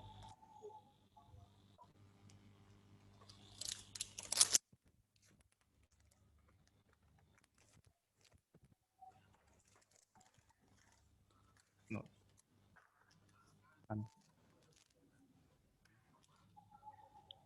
Thank you for giving me a chance to speak. Ladies and gentlemen, today we're talking about this House belief that India should lift the ban of Chinese app. My first speaker has successfully told what is this motion about and what is the status quo of this motion. But before I jump into my argument, I would like to rebut from the opposition side of the field. They stated that we hasn't explained the background of this debate. But my first speaker has already explained that the background of this debate that having this Chinese app would bring will hurt the security, the India's security, and we already have told that the solution for this problem and for this status quo is to have cooperation, to cooperate this app with India. Ladies and gentlemen, when an app when an app um, when an app cooperate in other countries, other countries has the rights to be involved with the app. For example, Google. If Google are cooperating in Indonesia, there must be a cooperation with Indonesia. So having these cooperations, for example, if this Chinese app have cooperations with India, India can make sure that there is no security invasion from China. So having this cooperation with India and China, China will make sure there is no invasion of privacy. The second point that they brought up is about that Chinese app will lead to integrated. I hear no explanation of how could Chinese app affect and will lead to integrated from integrate to lead to integrated. So I hear no explanation of how Chinese app will lead to integrated. So therefore, I will not accept that as an argument. So moving on to my argument, ladies and gentlemen, my first speaker has already opened up about my first argument, where if we do lift the ban of this Chinese app, it would not break our diplomacy with China. Yes, China has made this app for the world, so therefore all society could enjoy this app. But if we do ban this app, it doesn't appreciate, it feels like they don't appreciate this app that has been made from China. So that's why it is better if we lift the ban of this China's app in India. So what is the benefits of having great diplomacy, and what is the benefits if we lift the ban of Chinese app? First, this app could help all society, and it doesn't break the diplomacy with China. And if we and as we know that China is the most powerful country in the world, and even though banning the Chinese app doesn't significantly break the diplomacy with China, but yet even though if we break a little of diplomacy with China, China would not help India absolutely or 100% fully. So it is better if we maintain the relationship between India and China, so both countries can work together. And ladies and gentlemen, my second argument would talk about privacy. Most of these Chinese apps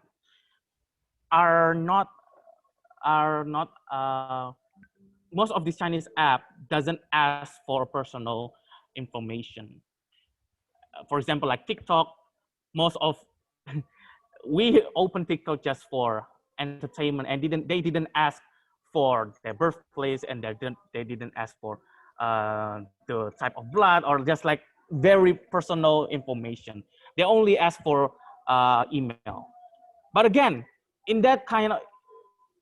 though, if we look at that, there will be a chance that China would invade our email, for example, if they ask for our email, right, through the Chinese app. But again, my first speaker has already told that there will be cooperation with India to make sure that there will be no there's no privacy, there is no invading of privacy information. So we want to make sure that there is no invading privacy in every Chinese app, So therefore, all Indian society could enjoy this app peacefully. I think that's all for me.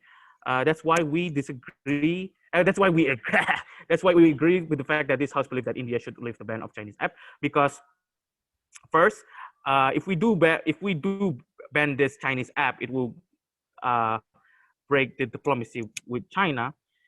So therefore, we want to maintain the relationship between India and China.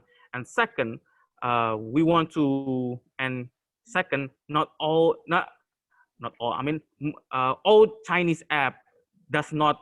All Chinese app does not need a personal. All Chinese app does not need personal information. If they do need personal information, we already have told that there are mechanisms that we already told that in our mechanism that we will make sure there will be no privacy.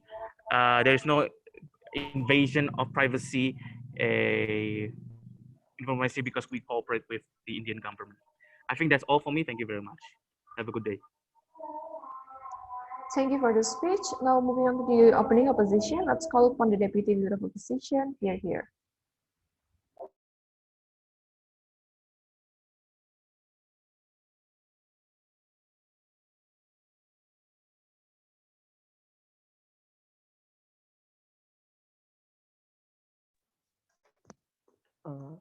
Am I audible? Yes, you're audible. Okay.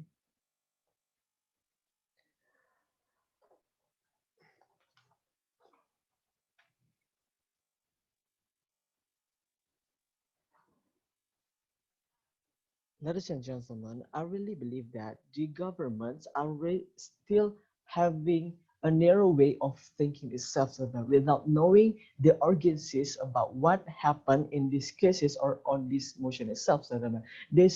So in that case, I have two big questions to the governments. That is, the first is that who is the proof that China can quarantine of the privacy that already broken before? And the second is that immediately break the relations between India and China with that app is located in India itself. So let's go to my responses for the government team. They keep talking about the diplomacy with China is should be taken by this app with the lift the ban about the China apps itself. They're talking about it's very needed to build a democracy with the China itself without making any elaboration why India is need to make a relations with the China itself. We know that the background of the background relation between China and India is very bad in the very first beginnings, and how this app can making a new troubles in new era because of what? Because we know that these applications have no guarantee of the privacy of the user itself, and the privacy of the user is still questionable.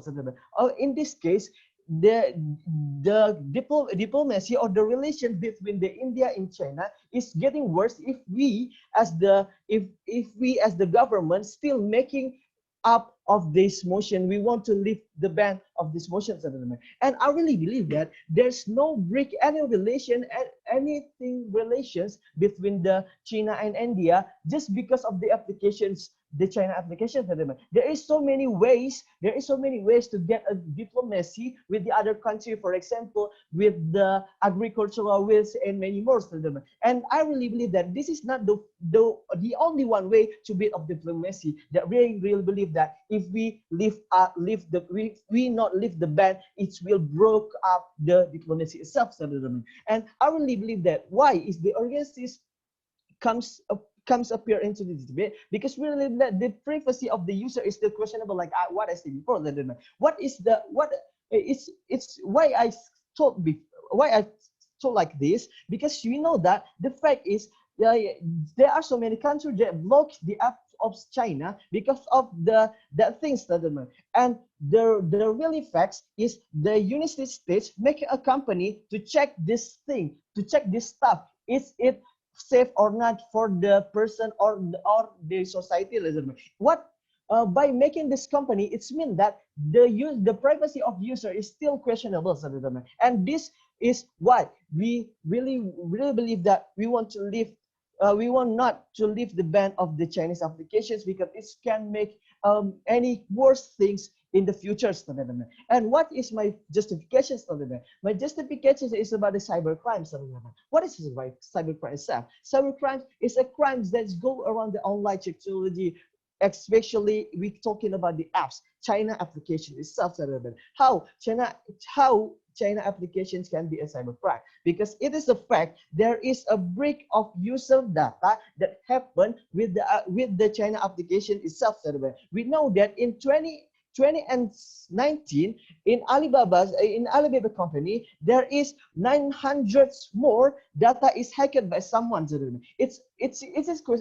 is a question: is that data it's used to be a good thing or a bad thing?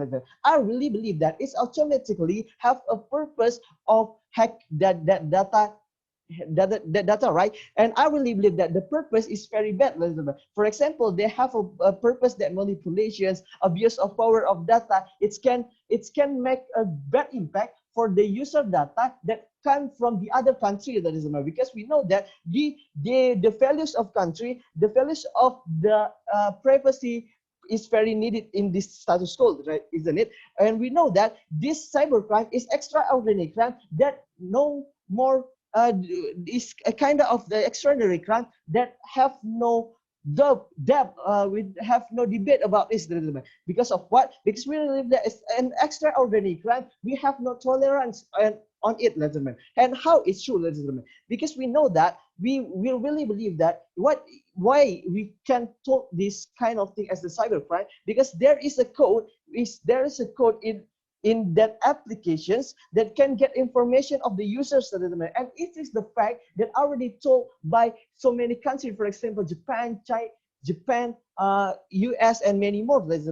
And with that code, we know that, or the company know about where is the location of the user, the email address, and we also know that their company must be know about the data of the user itself. But we know that in the China applications, they try to tracking more data, more user data, so that it can be abuse of the power of the company itself to track more about the user data itself. And it's a kind of violations of the right profession, isn't it? And we can take a sample like a user TikTok. They try to find out where is they came from, where is they take the video, what phone they get, and the email address. The company knows that, and how if their company can make save the data itself. It will make a trouble in the future for the user itself. For example, if my data is taken by the company and the company can't make it safe, automatically my data can be hacked for someone that can make me as the human seller, maybe in the deep web itself. So this is kind of the values, this is kind of things that we are very deny about it. And why we say that the kind of the violations of the privacy right? Because we already know, but the company should take the responsibility of our privacy right itself, and it cannot take it by the China applications, by the data that given by the Alibaba in 2019 itself. And when we're talking about the right privacy, we have to keep our privacy where we live, where we live, what phone we use, what network we use.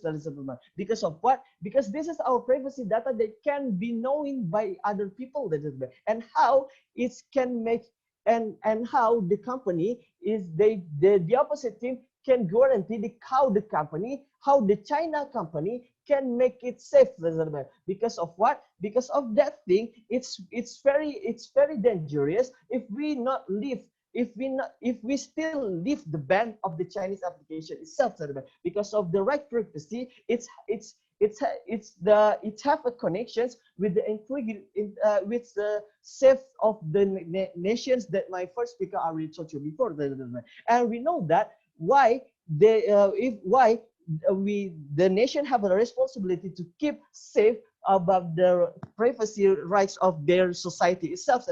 And this is the way of the government, this is the way of the nations to keep safe of their society, because we know one, they getting a harm thing in the end of the day, or after they download these applications.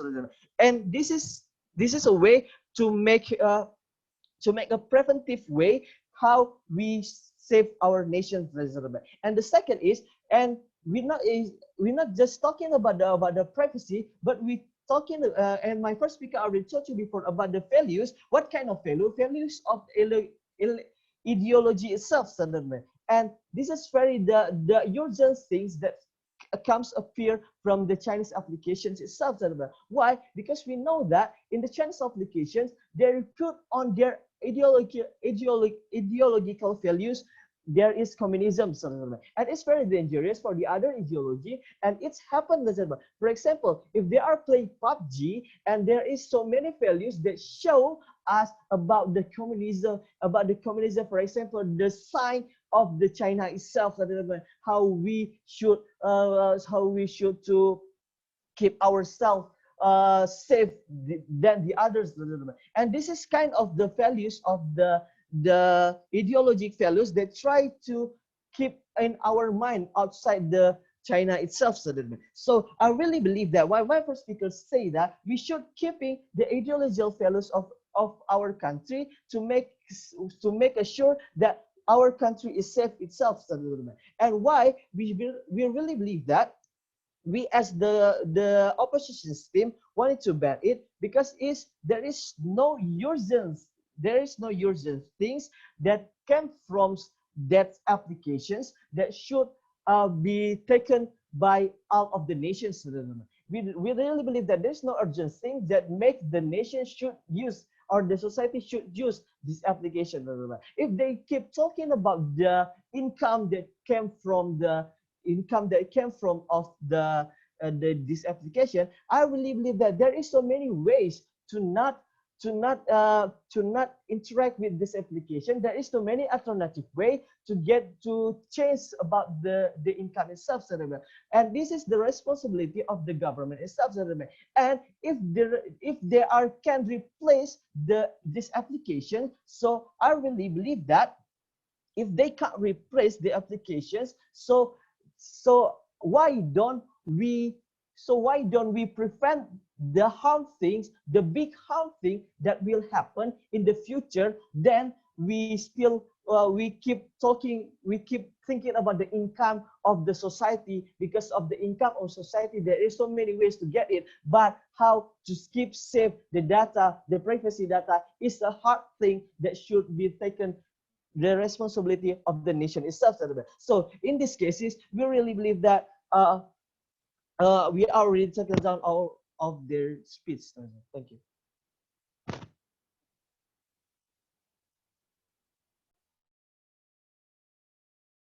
Thank you for the speech. Now moving on to the closing half, let's call upon the member of government here.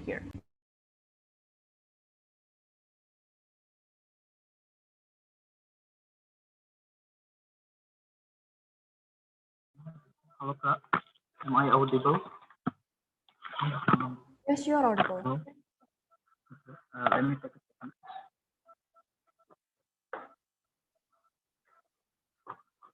I will set my I will start my speech in 3, 2, 1. Madam Chairs, the opposition side of the house mainly talk about the security of the data, which is potentially to be stolen from the app itself. But we think that the problem here, we think that what the government should do here is to strengthen the role of our cybersecurity, saying that in the facts today we have a very potential expert to even prevent the kind of stealing data or even hacking from the apps that come from the China itself, right? We think that the idea of banning this app, because of there will be like a potential of stealing data, is not is not enough to ban, it's not enough a reason to to ban the app, because we think that we have like rules in the country that can limit or even that can prevent the stealing of data itself, right? And secondly, they talk about the opening of the session talk about the integrity, right? But we think that the idea of integrity will less likely to happen in their side, because let's see that most of the user of this app is coming from India, and they need the app. What does that mean? When the government put the ban on TikTok, it will limit limit the society, and we think that the idea of integrity will not happen, because the integrity will not happen because you will limit the access of the societies to search information through TikTok, for example, or even to express their daily activity through making content from TikTok, ladies and gentlemen. And and ironically, the second speaker of the opposition, the opening opposition, talked that why do we need a relation with China, right? Because basically when we ban the application, it will create like a tension and worsen the relationship. And the opposition exactly questioning why we need China. We think that we need China to complement to each other, because because China exactly have the economic pressure like export or import, for example, right? If we instantly ban this app, ban the apps from China, it will create like a tension that worsen the relationship with respect to the economy, for example. And Madam Chairs, why it is okay for us to lift up the ban? We think that number one, this app has a real, the society also have interest to the application of the China itself, right? For example, from the TikTok, for example, they can create, it is the right for them to express their activity or even creativity, Madam Chairs. So that's why we think that banning the app is not that justifiable for the society, because exactly the society economically or even socially needs this kind of app to express the daily, whether or not the content is bad or, is not educating. But we think that mostly the content of the TikTok, for example, is beneficial for the people, or even it can create like a new learn for the people to learn to app, right? And secondly, the app can create secondly, why we regret the banning of this app is because this app like PUBG, for example, like TikTok, can create like a passive income for the people. We're saying nowadays that the India is the economy of the society is getting bad. For example, we think that TikTok and PUBG, by creating content and being watched in YouTube or even in TikTok, can create income for the people. Or even in fact, Madam Chairs, that the application have a company in India, and the company exactly have so many unemployments. What does that mean? When you extremely ban the app, you will create like the lost vocation for the people who work in the company based on the app. So that's why we think that it is no longer justifiable for the government, just by the reason of privacy or even stealing data, for example. It is not justifiable to lower the economy of the people, because the people exactly makes this app, or even by the app they can create money. For example, they can create like PUBG, then can watch by the people, and it can exactly create income for the people. Madam Chairs, what do we actually do to limit or even to prevent the existence of cyber stealing or even stealing data, like the opposition subjectively say? We want to say that we have like a minister, for example. We have the economic instances who can systematically prevent the existence. saying, for example, we have enough human resources to prevent the cybercrime, for example, saying that the fact we have a university who can create human resources who can potential for preventing this kind of app. Like, for example, the CEO of Google right now is from India. We think it is an example that we are exactly potential to prevent this kind. But what do we actually do? We want to strengthen the function of cybersecurity, right? Because the basic problem why it is happened, because the cybersecurity is not exactly working well to prevent. And secondly, after we prevent, what should we do? We want to supervise we want to supervise the app, supervise the action, the kinerja of the cybersecurity, right? Madam Chair, what makes us different for the opening government is we give you the analysis of the characterization of the society who exactly have the interest to the app, and how can we systematically prevent the existence of stealing data. So that's why we think that we deserve to take place in the debate.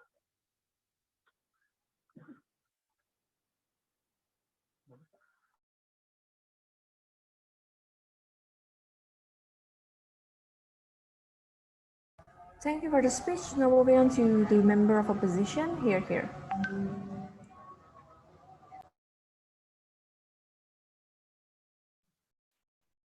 Check, am I audible? No? Yes, you are audible. Yeah, okay, wait a minute, I will stop my time.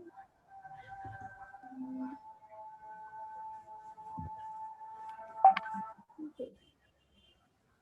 Can you speak louder? Check, am I audible?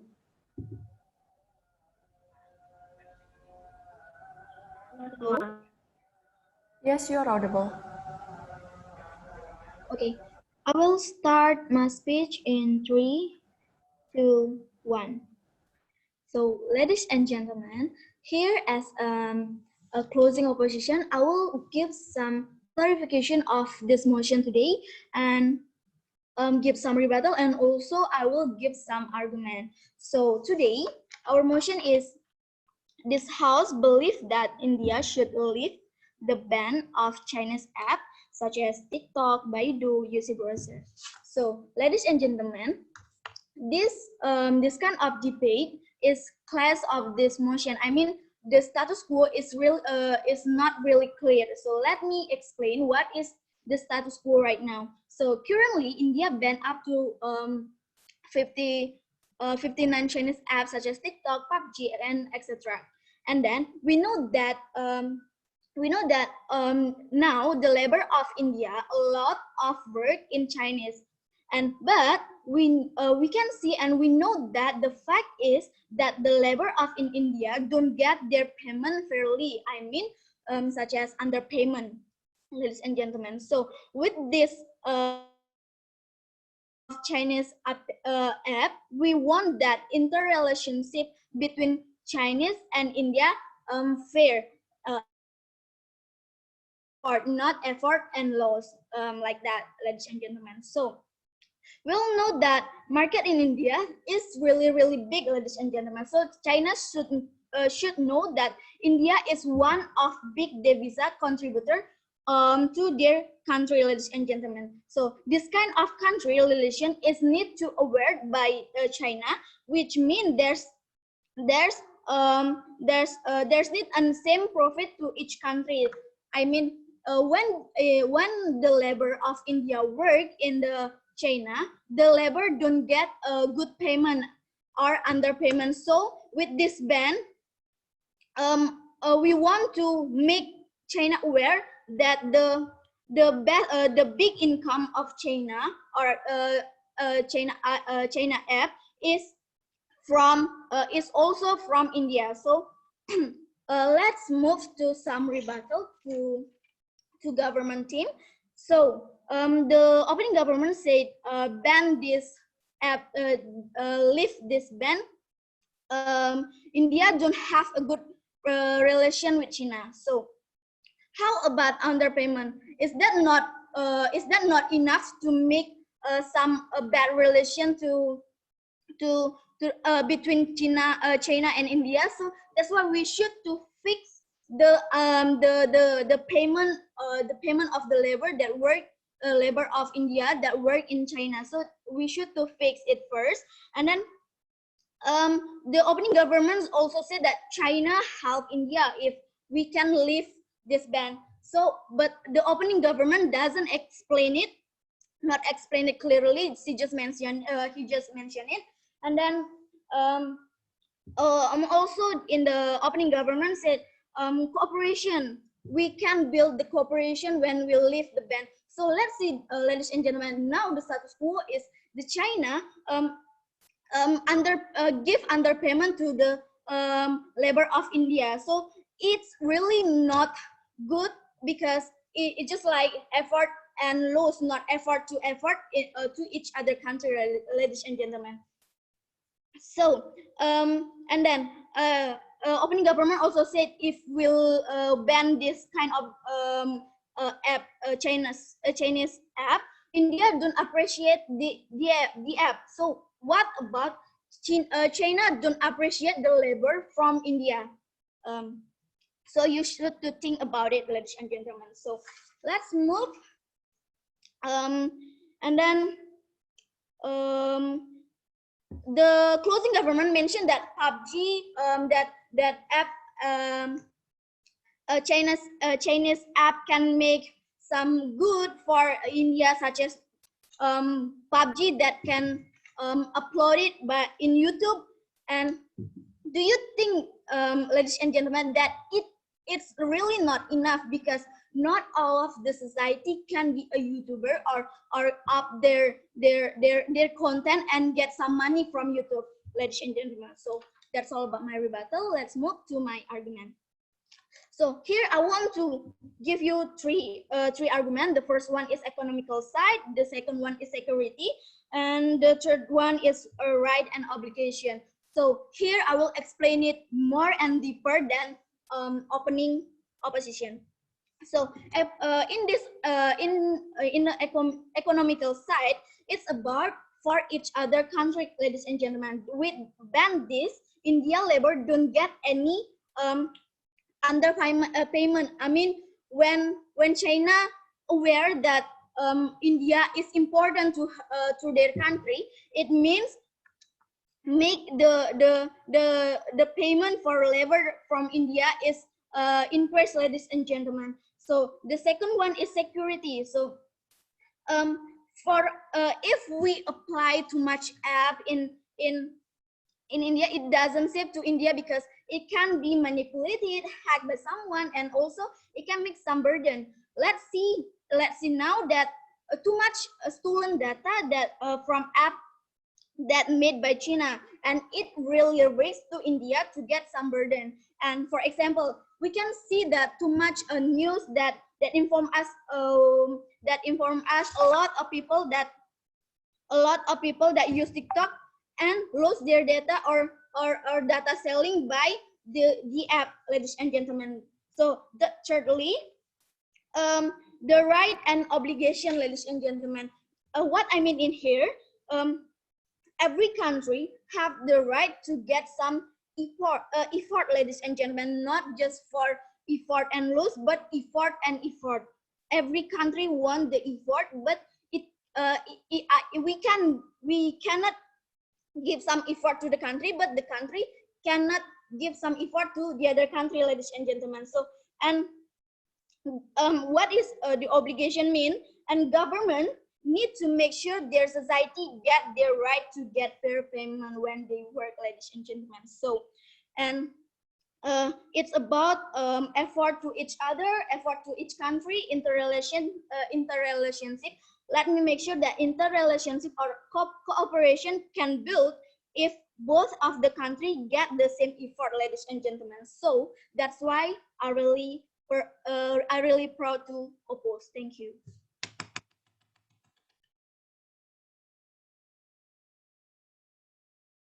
Thank you for the time. Thank you for the speech. Now, to close the cases from government bench, let's call upon government whip.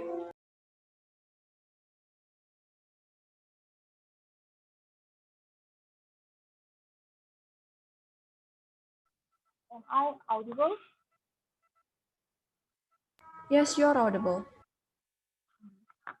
I will start my speech in 3, 2, 1. Ladies and gentlemen, if the privacy is the idea of or benches, then we can say that Facebook is also the one who possibility could store your data.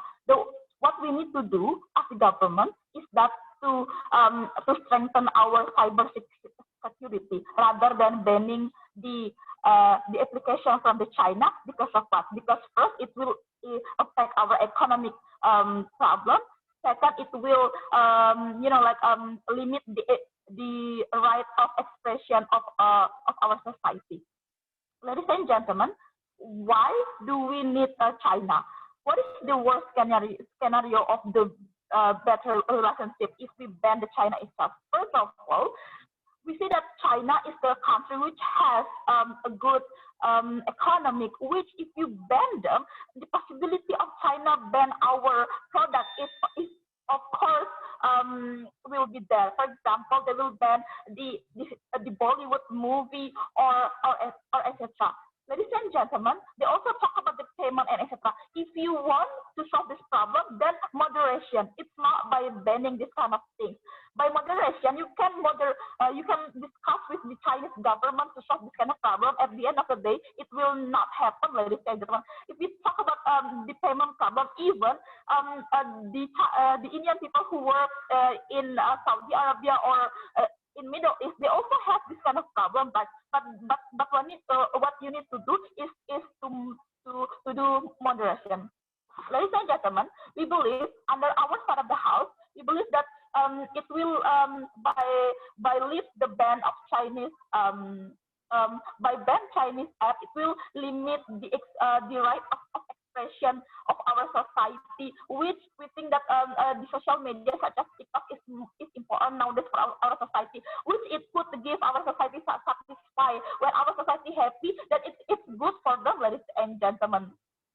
Ladies and gentlemen, we think that we still need China, right? Because we are a developing country. We don't have power such as China has.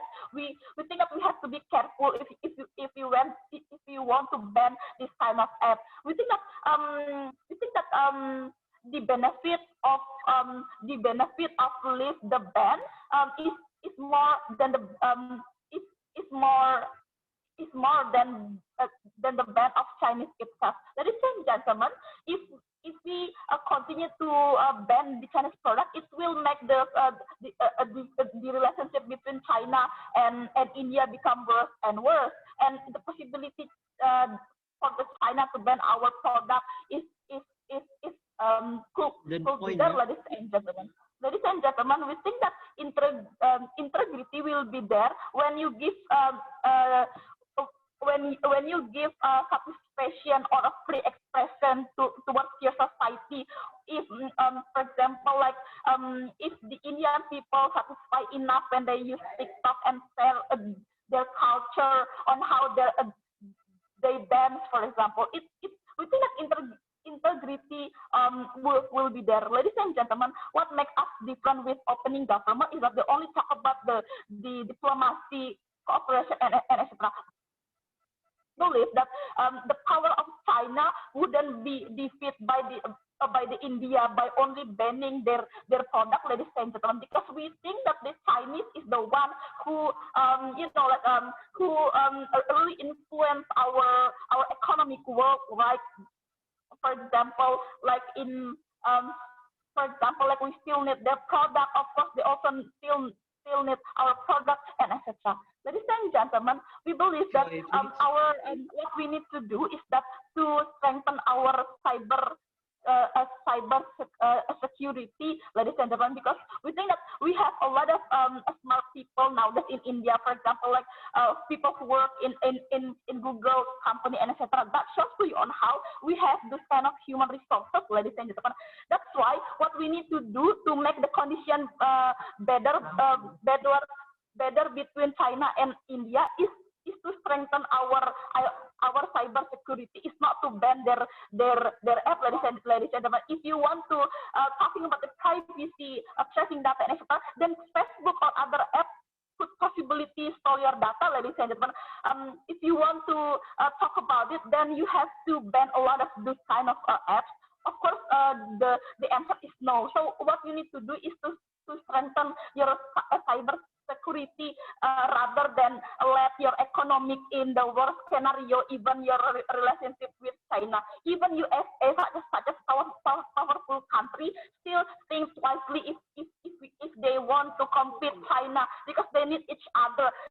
Let's compare the India or the power of India, such as a such as third world country, which they have no power, no bigger power such as China itself, ladies and gentlemen. We think our stand is that we want to give satisfaction towards our society, because our society already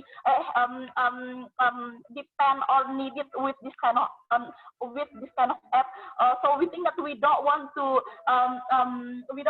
limit the right of them to express themselves through social media such as TikTok and etc. or something like a PUBG and etc. Ladies and gentlemen, we think that it is the society right to nowadays to share their creativity, to share their thoughts through social media such as TikTok, PUBG and etc. We think that PUBG also gives us profit, like as my first speaker already told you, that this possibility of our young generation who can win this kind of competition in PUBG could be there, right? So we think that by banning the Chinese app will harm the economic of India itself, because China is such a big country with a big power too. We think that we have to be careful in this kind of thing, ladies and gentlemen. Ladies and gentlemen, we think that ladies and gentlemen, we think that by limiting, by banning the Chinese app, it will limit the expression of our society. It will make the condition between China and India become worse. It will not solve the problem. It will let you in the worst condition. We think that in our part of the house, it could reduce or make the condition better between China and India. Ladies and gentlemen, I beg to propose.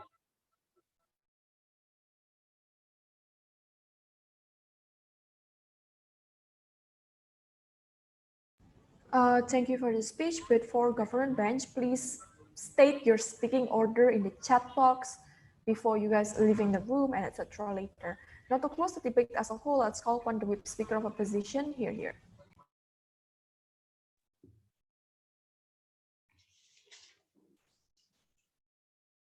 Okay, ladies and gentlemen, now I'm a second speaker from the opposing opposition. I will rebut and extend.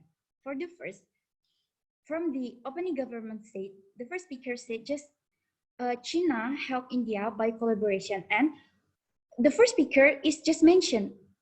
The first speaker doesn't clearly to explain what is the kind of the collaboration and what will it work. And then the second speaker is just give us it's just mentioned us about the solution of harm intelligent problem is cooperation, but what is the cooperation? You don't explain more. And then what is the mechanism of this cooperation? You don't explain more again. And then your argument from the second speaker from the opening government just said if we do lift the ban, it doesn't appreciate it from the China app.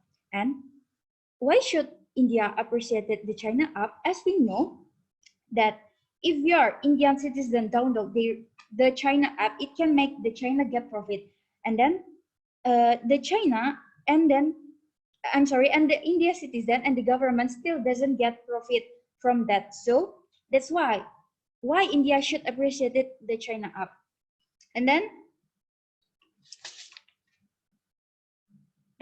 I will talk about right and oblige. Why I talk about this? Because we know all the citizen India who work in China deserve to get same payment, and it's related to the right. Imagine that you have a family from India who work in China and get underpayment. It's not fair, that's true. So that's why the government in China should pay a worker from India with the same payment. And the second point is the government oblige. I think every country have a government, and then the government have obliged to make sure the citizens to make sure the citizen be treated well when they are when they are work in every different country.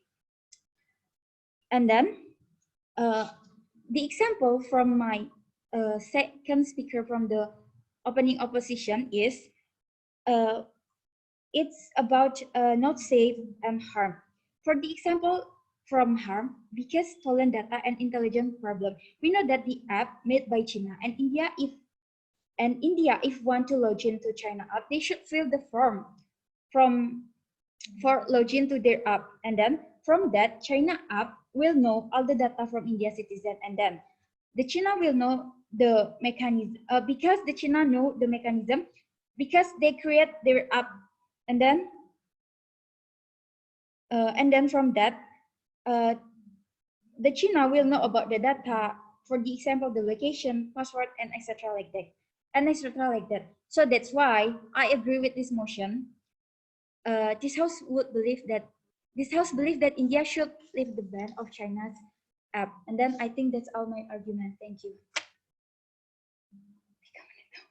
Thank you for the speech. Now I would like for everyone to wait in this room. Do not leave the breakout chamber. I will be back in around 5 minutes. OG sama CG belum kirim urutan nama di chat box, so please send me the names as saved. Thank you.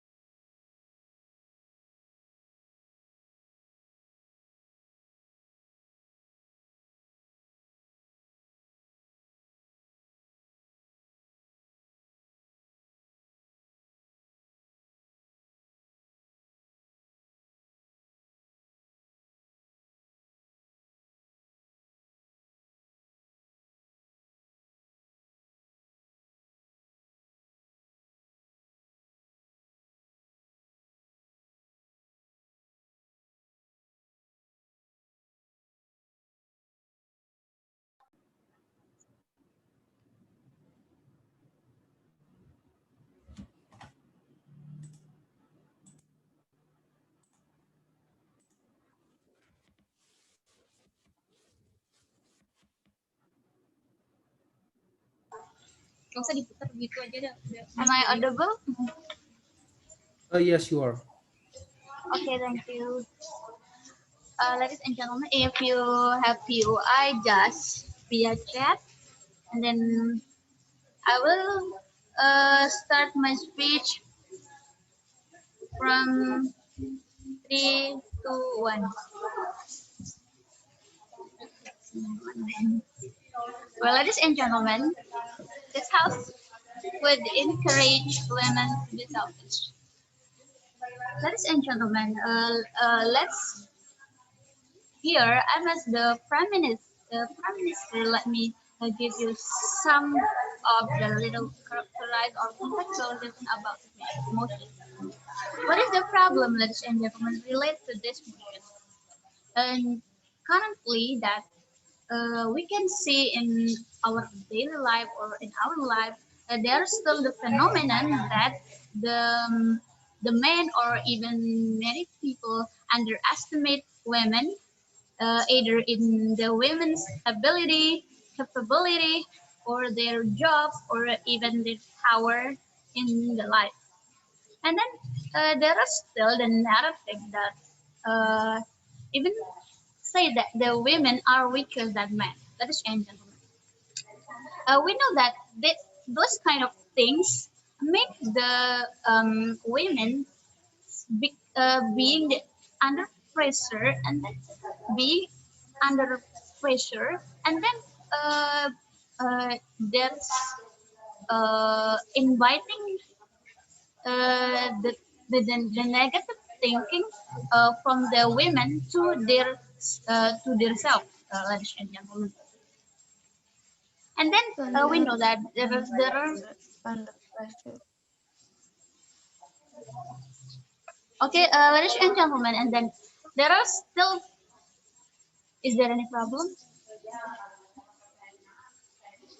Okay, there are still too many interventions to the women in terms of how the women did, uh, how did the women will determine their appearance, their job, or even their way of life, or something like that.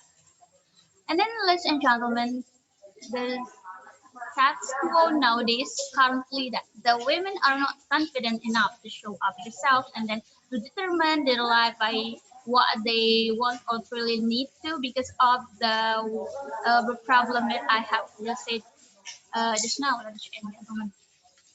So here, by proposing this motion, ladies and gentlemen, we're gonna reach that.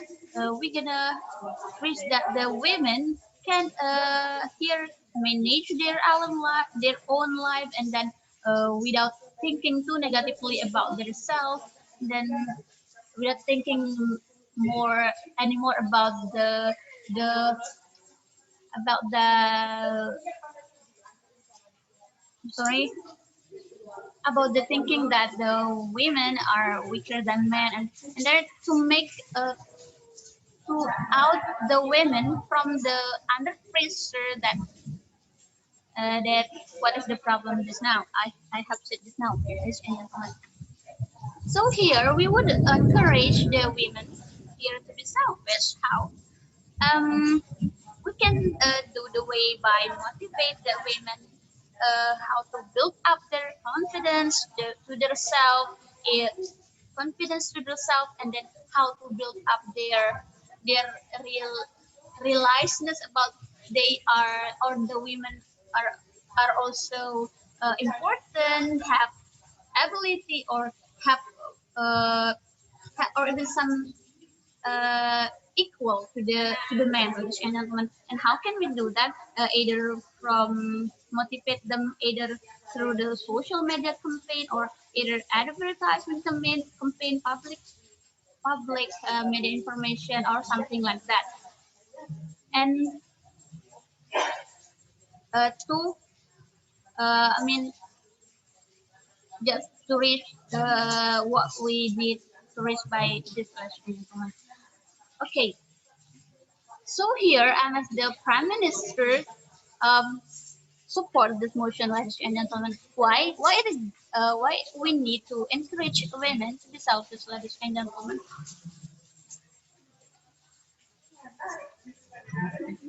Well, here I'm gonna explain you slightly. Then my speaker will second speaker will talk you more about this, ladies and gentlemen.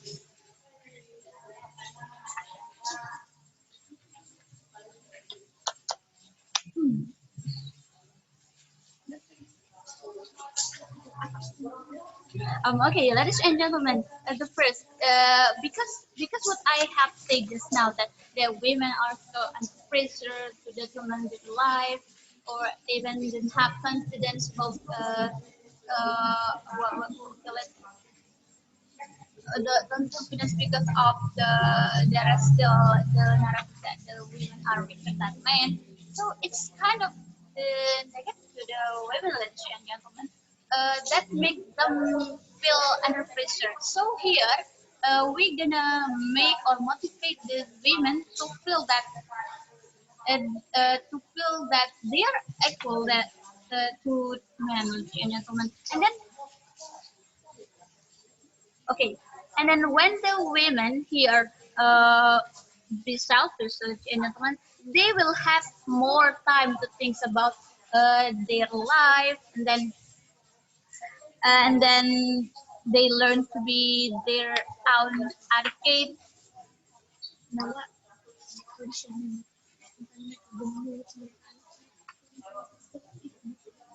Okay, I would like to give you example. When we know currently for example, the appearance of women, for example, when they are fat or too thin, for example, the people or the society, uh, what we call it, doing something like bullying or something like that, that make the women think they should do something that make that change they who first fat to not fat anymore or something like that. So when the women are selfish here, they believe of they confidence of themselves. They don't need to think more about what people say or what people doing intervene into their life, ladies and gentlemen. So maybe that's all for me. I beg to support this motion. Thank you.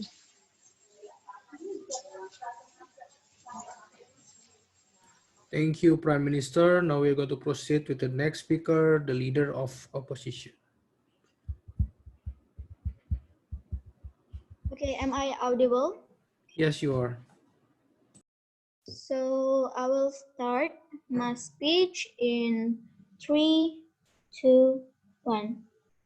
So, ladies and gentlemen, today our motion is this house would encourage women to be selfish. So here, as opening opposition, we totally disagree with this motion. So we want woman to be a woman, to be a human, to be a natural human being, ladies and gentlemen. So opening government doesn't explain what is the selfish meaning is. So just talk about to motivate women and talk about equal with men, and then he on NC always just mentioned that selfish that can make confident. But ladies and gentlemen, today I will give the definition of selfish itself. So selfish mean motivate to keep or grow themselves, but just focus on themselves, ladies and gentlemen. Just focus on themselves, ladies and gentlemen. So before going to my argument, let me give some rebuttal to the opening government. So here's opening government mentioned that with apply this motion can motivate the woman, but she doesn't explain it. She just mention it. Let me ask just how can with selfness we can motivate women, ladies and gentlemen. So, and then the second one, with apply this motion we can make women and men is equal. The opening government, the first speaker of opening government just mentioned it. But if you want to make man and woman equal, but if it by selfish, no, it cannot because selfish is something bad. So if you apply this, it can make some burden to the woman. So that's all about my rebuttal. So let's move to my argument. So here's I will talk about natural human being. Ladies and gentlemen, we live in this world. We live as a human. We cannot live live the life alone. We cannot live without the other, ladies and gentlemen, because what? Because we are is a social human, that we need the other to live the life, and also we need the other to solve or to grow up together, ladies and gentlemen. So we know that women have because she is sensitive, she got more trouble, ladies and gentlemen, such as because such as menstruation. So because of that, or we can call it PMS, it can be a trouble for just that a little thing. It can be a trouble for a woman. Imagine that she is selfish, or the woman is very selfish, who want to hear their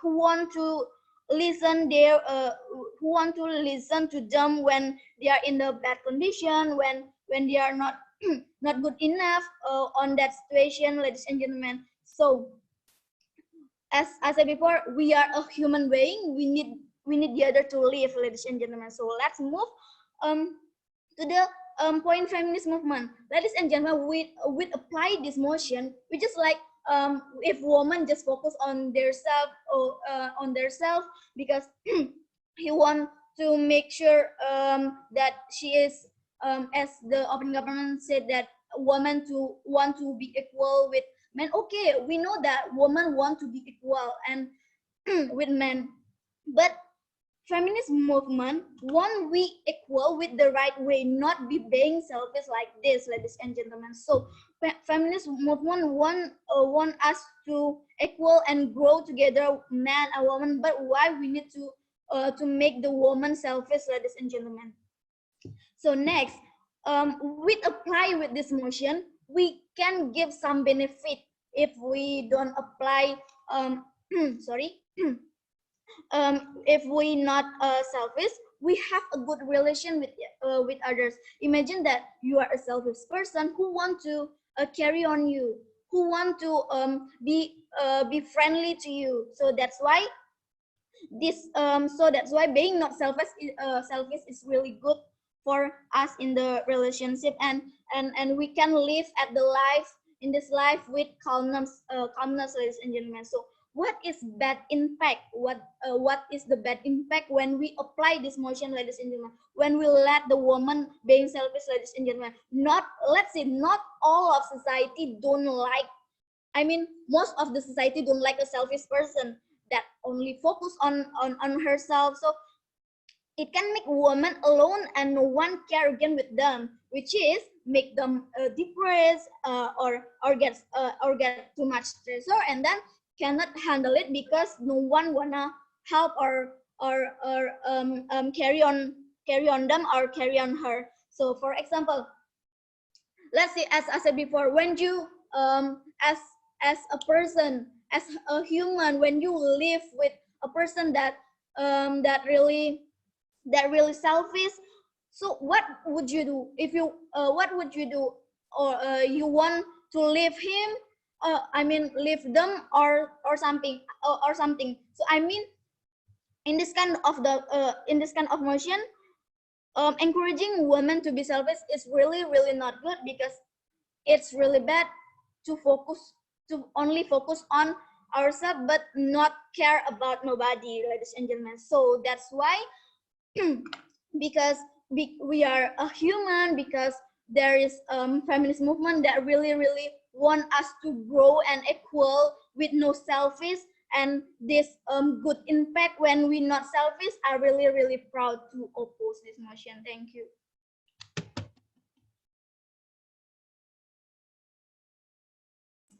Thank you, OO. Now we're going to continue the debate by calling the next speaker from the opening government, the Deputy Prime Minister.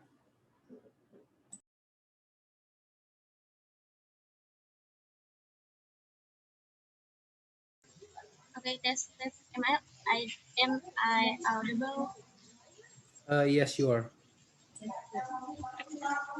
Okay, I'm gonna start my speech in 3, 2, 1.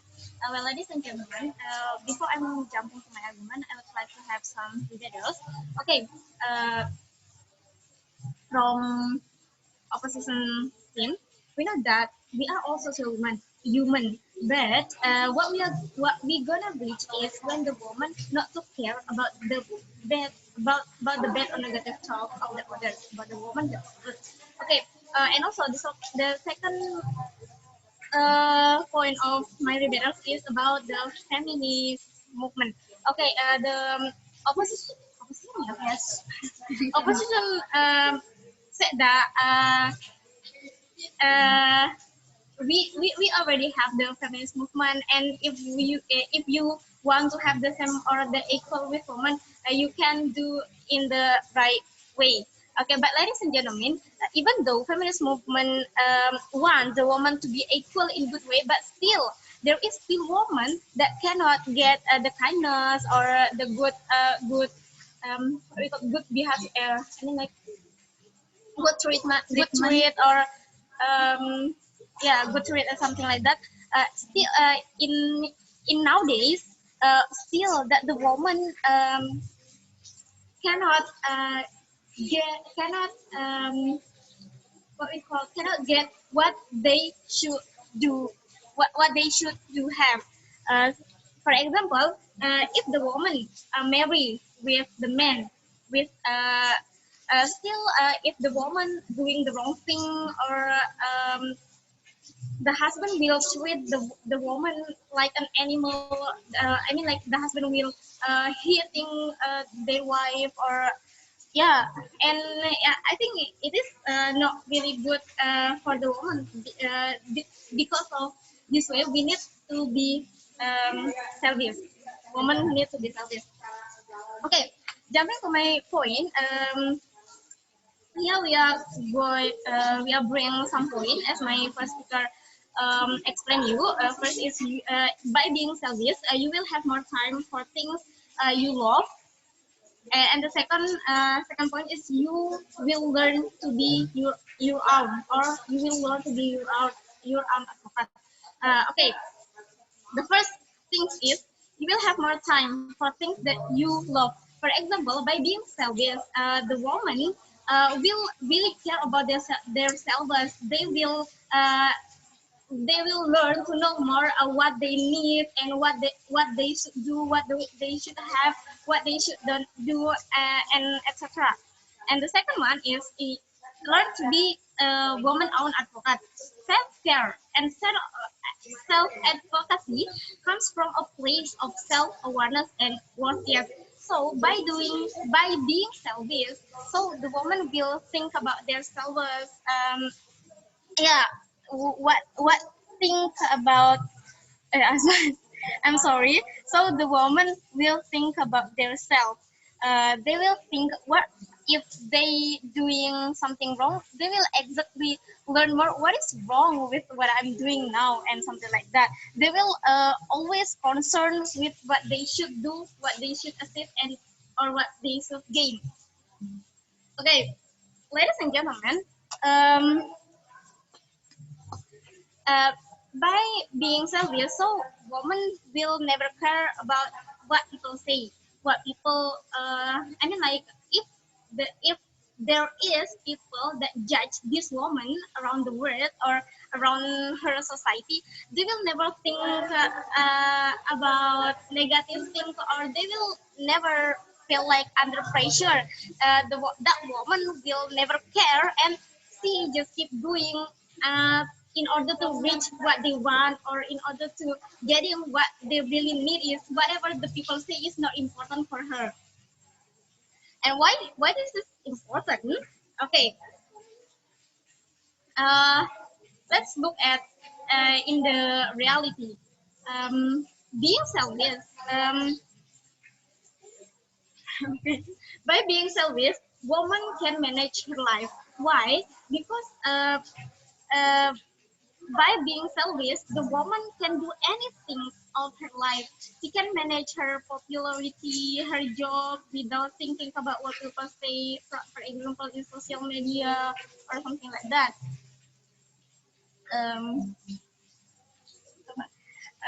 Okay. And this is also important when there is someone that putting the woman down. For example, when people are condescending towards you, means that they unhappy with themselves, so they try to taking their anger within you. Means that these people will, will melampiaskan their angry with the woman, but by being selfish, uh, the woman will not care. And yeah, it is important to the woman also to don't care with anything or any kind of judgmental or judge physic by the people outside. Okay. And the next one, we can look in the real reality, in the real life now. A woman, yeah, women always feel under pressure because of their looking, because of the body shaming, or because of the what we call it, the standards of beauty that set by the men. Because now we know that the men already had the standard of the woman. I want the woman that beauty, tall, thin, or something like that. But and it will make the woman feel under pressure and don't have the confidence in their life anymore. But by being selfish, the woman will not care. They will stay confident. They will stay going through what they want to do. If the woman wants to lose the weight, so they will. Appearance. They will make changes for their appearance, but by their own way. By that argument, I'm back to support this motion. Thank you. Thank you, Uji. Now let's proceed to the last speaker from the opening half of the debate, the Deputy Leader of the Opposition. Here.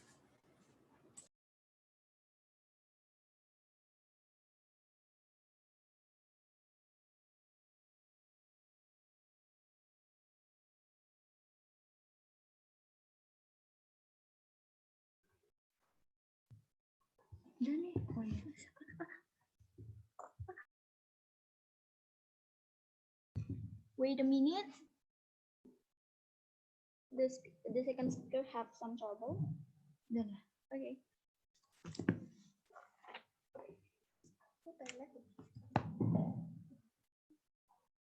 Okay, ladies and gentlemen, now I'm a second speaker from opening opposition team.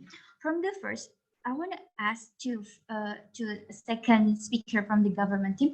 You said women cannot get they should to have. Why? Is selfish can guarantee that women can achieve all of they cannot do have by it if she is selfish.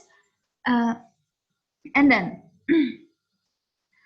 the second, we know that woman is not a robot, although opening government teams say that woman when selfish, she doesn't care about it. And then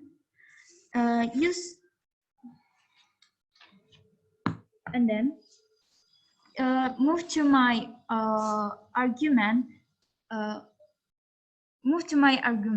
We cannot encourage a woman to be a selfish because we know every human is just a human. Like my first speaker said, who needs someone to talk about their problem, right? So that's why we cannot encourage women to be selfish. And if we still do this, there is a psychology effect. Why I should psychological effect? For the first, because when the woman is left to be alone to face her problem, by remaining supportive woman to be a selfish, it just can make a woman depression. For the example, imagine that yourself to be a woman without any friends and society. You will be feel so lonely because you don't have any friend to talk about your problem, to talk about what happened, your what happened to your day today, and if this still happened, the bad effect is can just make a woman hurt himself because she feel no one cares about herself. And then we know that the worst effect of this psychological effect is suicide. And the second about the feminist movement. I will extend about my first speaker said, and we know that nowadays there are many movements that support the feminist movement. We know that the feminist movement built a group that they built a group to support each other so that when the women feel lonely, they will join this group, and then and it just not that. Apart from that, the feminist movement also campaign for gender equality. For the example, when the woman join this group, they will not feel alone, and a woman more build herself more confidence in woman themselves.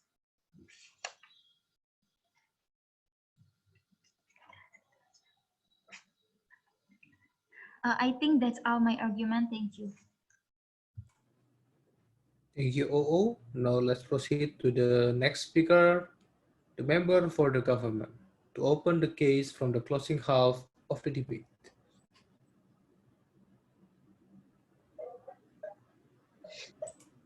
Okay.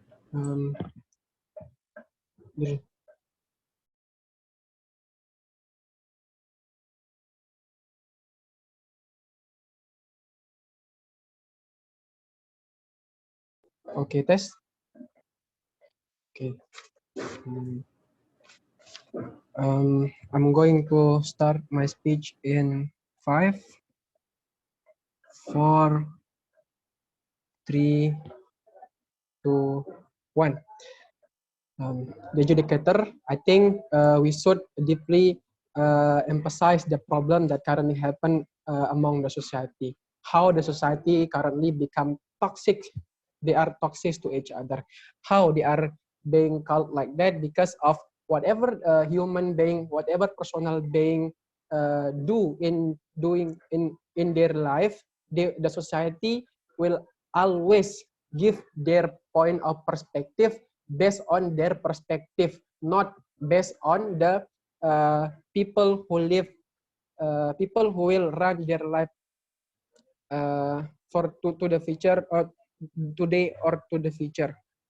The society has made too much disturb on life of, for these cases, is woman. How every kind of woman is being decided by the society. For example, how the standard beauty is being decided by the society, not by the woman itself. As we know that the woman itself is the only person who will run their own life. So to hear the society decision is not the best choice. I mean, this is best when we are being selfish. Okay, let's characterize how the selfish itself. Selfish is that we have to pursue on our happiness based on our ways and focus to ourselves, right? Okay, first, I'm going to talk about how being people pressure is harming. I mean, how to being not being people pressure is harming the life of the woman itself. Okay, when we are not taking, if we have here the society will not hear our body, right? I mean, this talk about human right, that the first speaker of the opening opposition said that being people pressure is we can despite this natural human being. Okay, I want to clarify that this is our right also, right, to being selfish. This is the kind of exercise our right in the society. This is our right. It's okay to exercise our right. Why it's why it is okay to exercise our right? Okay, when we limit our human right, it will create harm. When we able to harm to limit our human right, will able to limit our human right when we are going to harm the society itself. But being selfish is not harming the society itself. Why? For example, we are doing our job and we pursue our on target based on our perspective, and that's okay. Okay, instead of being people pleaser, right? We forget our own body, being okay. We have to questioning our own self. Okay, what our purpose of our own body, right? What our purpose of our life? So we will run, as I mentioned before, we will run our life. There is no obligation that I have to hear from the society. Okay, I'm going to talk about the second. The next is I'm going to talk about why it is okay to be selfish. Okay, as I mentioned before, that human itself is the one who will choose and the one who will decide what will he do as a woman, she do as a woman today or for the future for a long time ago. This is the kind of exercise of human right. So how being selfish will pursue our own happiness? I think listen to the society, whatever they said when we are doing good or bad. The society will always talk about our bad, right? They will always their perspective, even talk that we are doing good. So when we are becoming selfish, we decide our happiness. We will focus on our happiness, and it will be good in the end of the day. I think so. That's why we stand to the motion.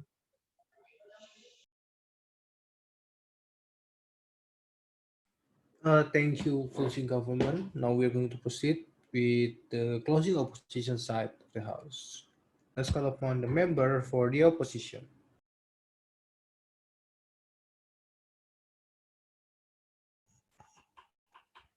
Test. Yes, you're Am I audible. audible? Okay.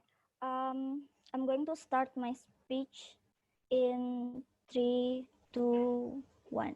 Panel, notice that all the House in this debate is want to achieve the happiness and growth for the woman. When the government side always talking about how the negative talk, and then also how the judgment of the society is toxic and standard of beauty and so on, and then also the opening opposition is always talking about the bad impact of selfish. So for the woman itself. So we here believe that because all the House is want to achieve the happiness, the growth for the woman, it is really better in our House that we provide why it is okay, why selfish is not the solution for the problem that exists, and why it is and they are not really give the exclusiveness of the selfish itself. And here, ladies and gentlemen, we as the closing opposition believe that we shouldn't encourage women to be selfish, and in here we have a solution. Before that, first we need to talk about the nature of woman. So the nature of woman in here, we believe that woman is actually a sensitive creature, right? Woman is have an empathy, sympathy, caring, and loving, and that's why woman is needed in our world, because they are sensitive and the selfish, and we are far more than we are far than the selfishness. And that's what make the woman is special. And ladies and gentlemen, in here we have a solution with our with the problem that really exist right now, like they said that about the society's toxic and standard of beauty, we believe that it is still better in our side. Why, I will explain in my argument later. And in here, ladies and gentlemen, when it comes to the our solution, in here we believe that the woman is not need to be encouraged to be selfish, but we need to be scared and then also smarter and then clever and have awareness towards the others, and then also have a consideration and considering others' opinion or in society perspective. And so in here, the smarter and clever that we mean in here is we know that know our worth and then also our position, and then also choose the we can choose the one that we love, and then also the right man for us, and then also can decide what the right for us, and then also knows what opinion that you need to hear and what the opinion that you need to just left out. And in here, so our stance is we want to encourage women to be more clever and then also smart with full of awareness, and then also the consideration towards the situation, and then also wiser in our society, ladies and gentlemen. So first of all, let's talk about how actually this could be accessed. We will give you the three arguments. First, why the happiness couldn't be achieved in government side, and then also why disease could be impact the perspective of the feminist. It will make the feminist is worse in our society. And the last one is why society perspective right now in our status quo will be worse, and then also it is better, even though there is still also society is toxic and standard of beauty and the worst case that they broke, ladies and gentlemen. So first of all, let's talk about the happiness couldn't achieve in government set. So we believe that why this motion is access is because we see that for example in the Twitter, we know that there is a viral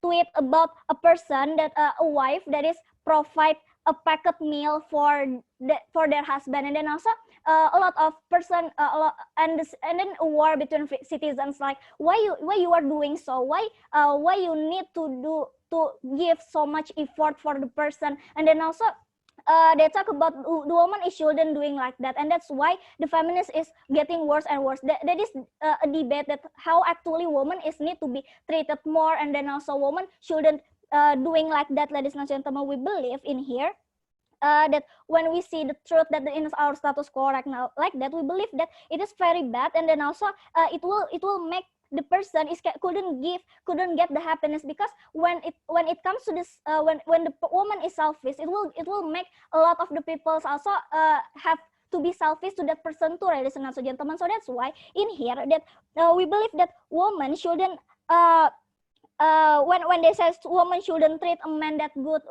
we believe that in here the solution that we make is actually woman is need to be more smarter, and then also smarter in here that know her word, that they know what the person that need to pursue, and the person that need to be treated good, ladies and gentlemen. So in here we encourage a person or a woman is to be more to be wiser, and then also know what they need to do, ladies and gentlemen. So it doesn't mean that they need to be selfish, but they need to be care for a right person, ladies and gentlemen. And then also the second one is the perspective of the feminism. We know that when this is rise up, when encourage women to be selfish is rise up, we believe that it will make the feminists as organization that talking about the woman, it will that want to achieve the quality, it will make the worse. And then also because when this is give a worse perspective about the feminism, it will make the feminism couldn't achieve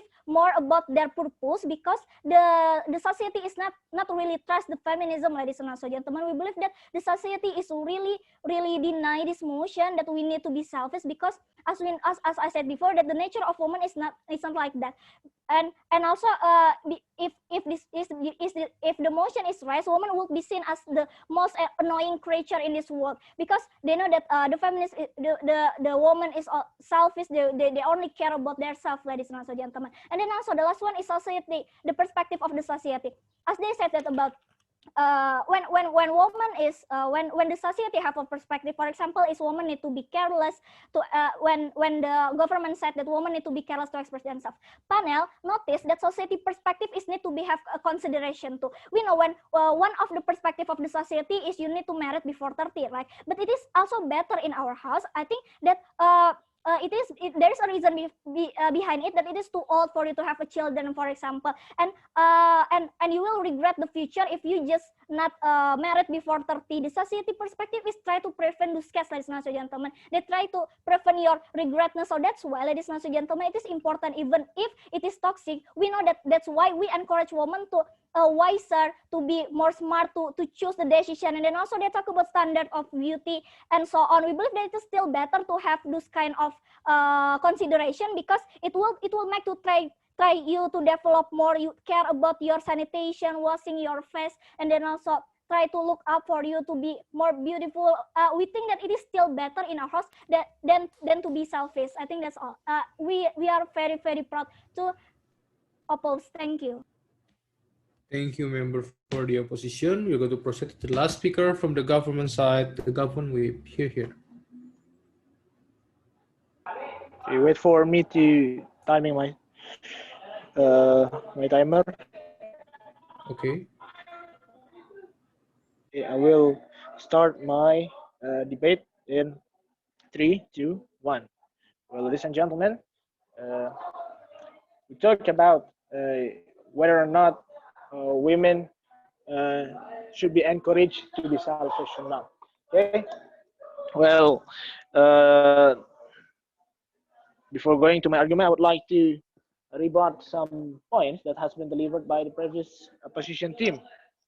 Well, they encourage women to be wiser, smart, and so on and so far, but they don't give any mechanism how to achieve that purpose. So how a woman could be wiser, could be smarter.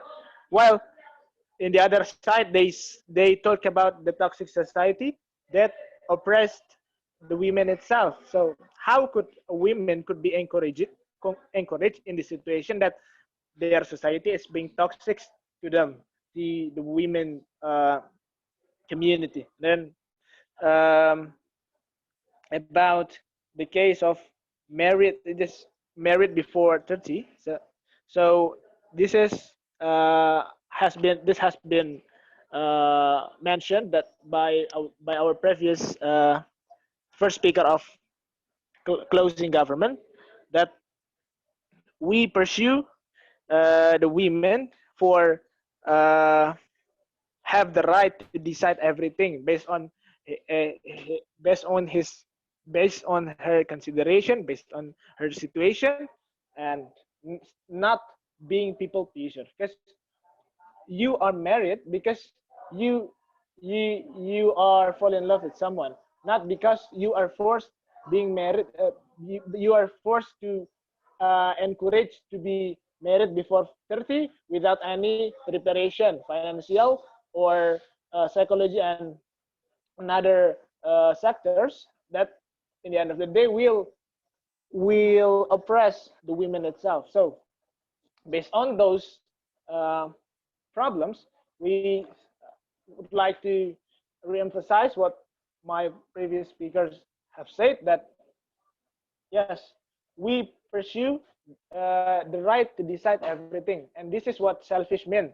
The the focus on their and the focus on self-love, saving them love, focus on the target that has been targeted by the women, and stop being people pleaser. Okay. Then why people pleaser is harming? Because especially for women has another, another thing that a man doesn't have. It's like women get pregnant, women have a period time, and this scientifically proves that being a burden biologically, sickly, or psychologically toward the women itself. And the women should taking care of themselves, focus on themselves to and protect themselves, protect their right to not to hear. I mean, not to hear the people, the society that is toxic, and it is good for the women itself, for his body, for her body, for the health of women itself, for the mental health, or even the physical health of the women itself. Because in our society that is being toxic, just like what our my previous speaker has said, that we need to be selfish. I mean, we need to not to hear what people say, to what we gonna do, because in in several circumstances we need to prioritize ourselves rather than what people say, because people just saying something that they don't really think before saying about it. And you know yourself, I mean, women know yourself, women know that women has another burden, just like they pregnant, they have a period of time, they undergo the situation where they are in PMS, premenstrual syndrome, and so on and so forth. So this is something that women should realize, as what my previous speaker said, that there we encourage that women need to have the right to decide everything that beneficial, that utilize them, that protect them from being harmed by the society itself, and it will good for the women itself, for the career, for the mental health of women itself, and so on and so forth. And stop being people pleaser. This is something that what encourage women for being selfish men. I mean, not ignoring the toxic society around them, for having any stigmatization like beauty standards, like beauty standards, and if the stigma if women married after 30 and so on and so forth. And she should listen to herself, prioritize what is important to her life, and to encourage everything that is possibly protect the right of women itself. Based on those arguments, we would like to propose the motion for today's debate. Thank you.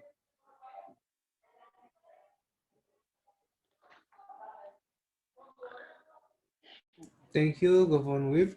We are going to proceed to the last speaker in this debate, which is the opposition whip. The floor is yours.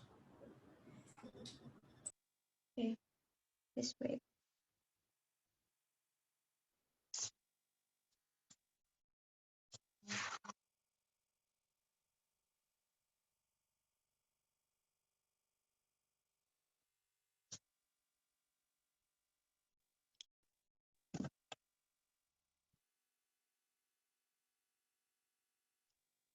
Ladies and gentlemen, in here, all of the house might be forget on what is selfish meaning. Ladies and gentlemen, the selfish meaning itself is when you are will doing everything by your own decision without any consideration towards other people's point of view or other people's suggestion.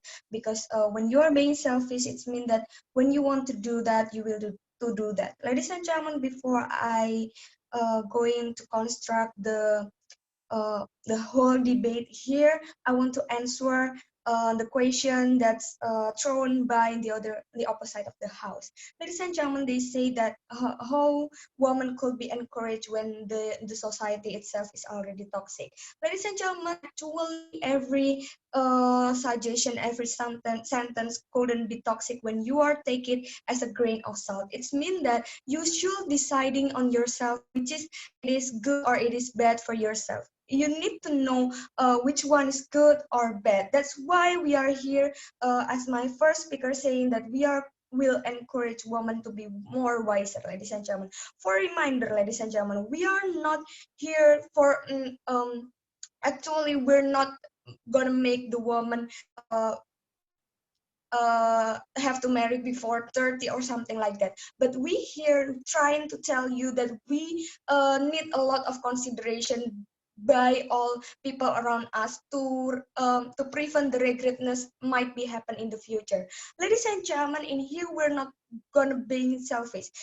It's mean that you are being wiser by listening to others and trying to deciding from much point of view, ladies and gentlemen. This is why, ladies and gentlemen, to encourage women to be clever and smart with full of awareness, consideration, and wiser toward their condition is our stance and still exists, ladies and gentlemen.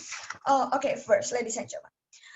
Since the first time, the government team tell us that actually being selfish, being oppressed by the society is bad, ladies and gentlemen. But they never tell us on why being selfish will be helpful for a woman when in this scenario, ladies and gentlemen. They never tells us how actually under pressure happen to a woman and how selfishness will actually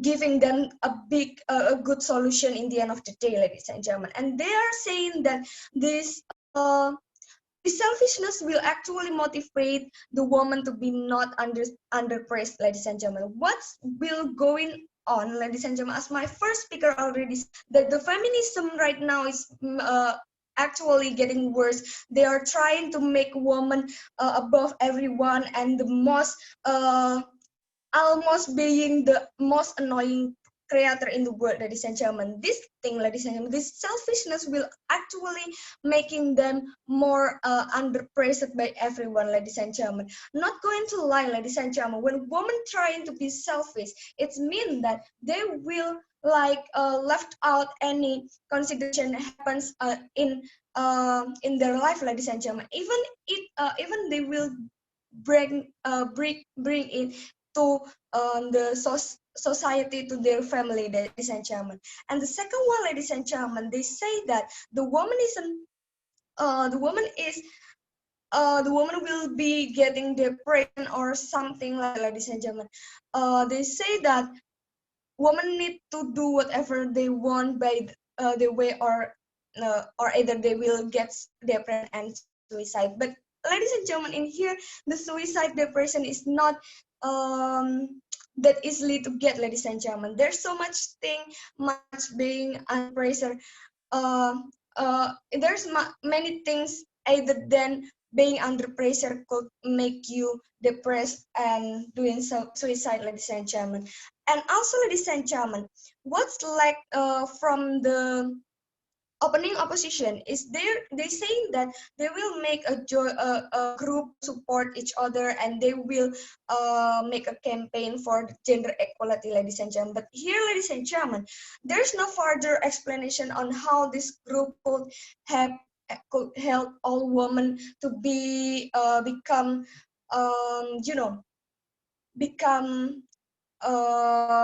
become better, ladies and gentlemen. There's no further explanation on how impactful this group will be. And ladies and gentlemen, for the campaign, it's already happened in our society.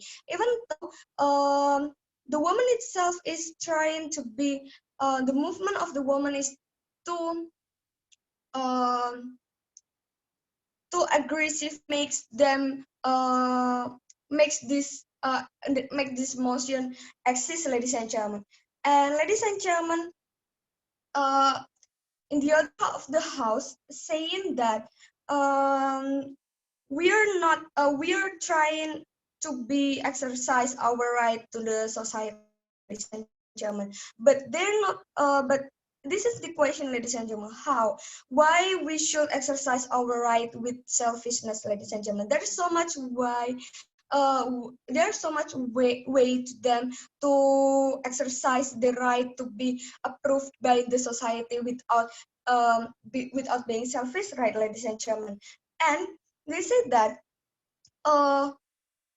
actually other people need to see the other point of view. This is the best solution for women, so they're not becoming they're not feeling under pressure or not becoming or not become feeling left out from the society. When we are trying to manage ourselves to know the other point of view, to decide better, to decide slowly and wiser, it will be make the woman less burden. Like what's my first speaker say? When we are women is full of empathy, sympathy, and awareness. It will be much easier when they are trying to understand other point of view. That's why, ladies and gentlemen, when they are trying to understand other point of view, they could see this probability from this change from many point of view and makes them prevent any regretness in the future, ladies and gentlemen.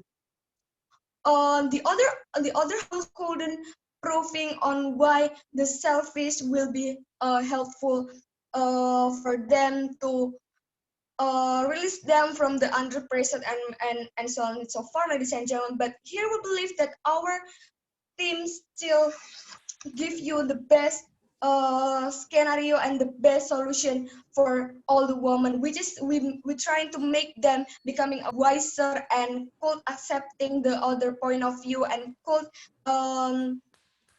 preventive and regretness and not gonna irritated easily by every sentence mixed by the society, because we know that all the sentence mixed by the society actually not everything is bad. It could be so. That's why we beg to oppose. Thank you.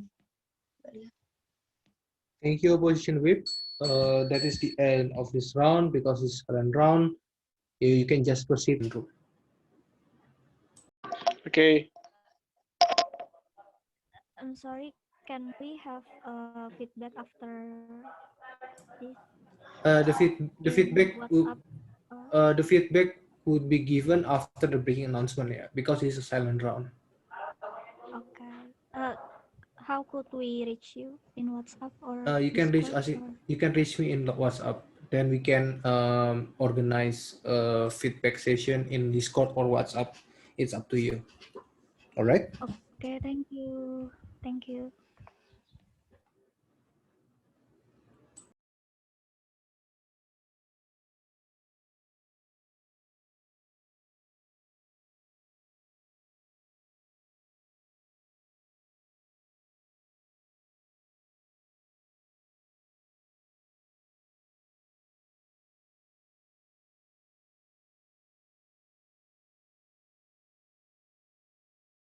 Oh ya, sorry lupa. Buat OG tadi yang bicara pertama itu siapa namanya? Marwa, Kak. Marwa, itu Dewi ya. Alright.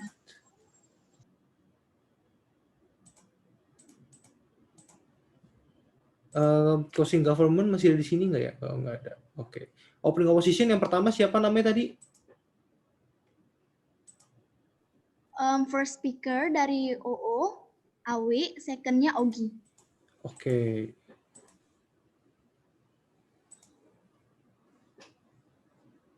Oke, thank you.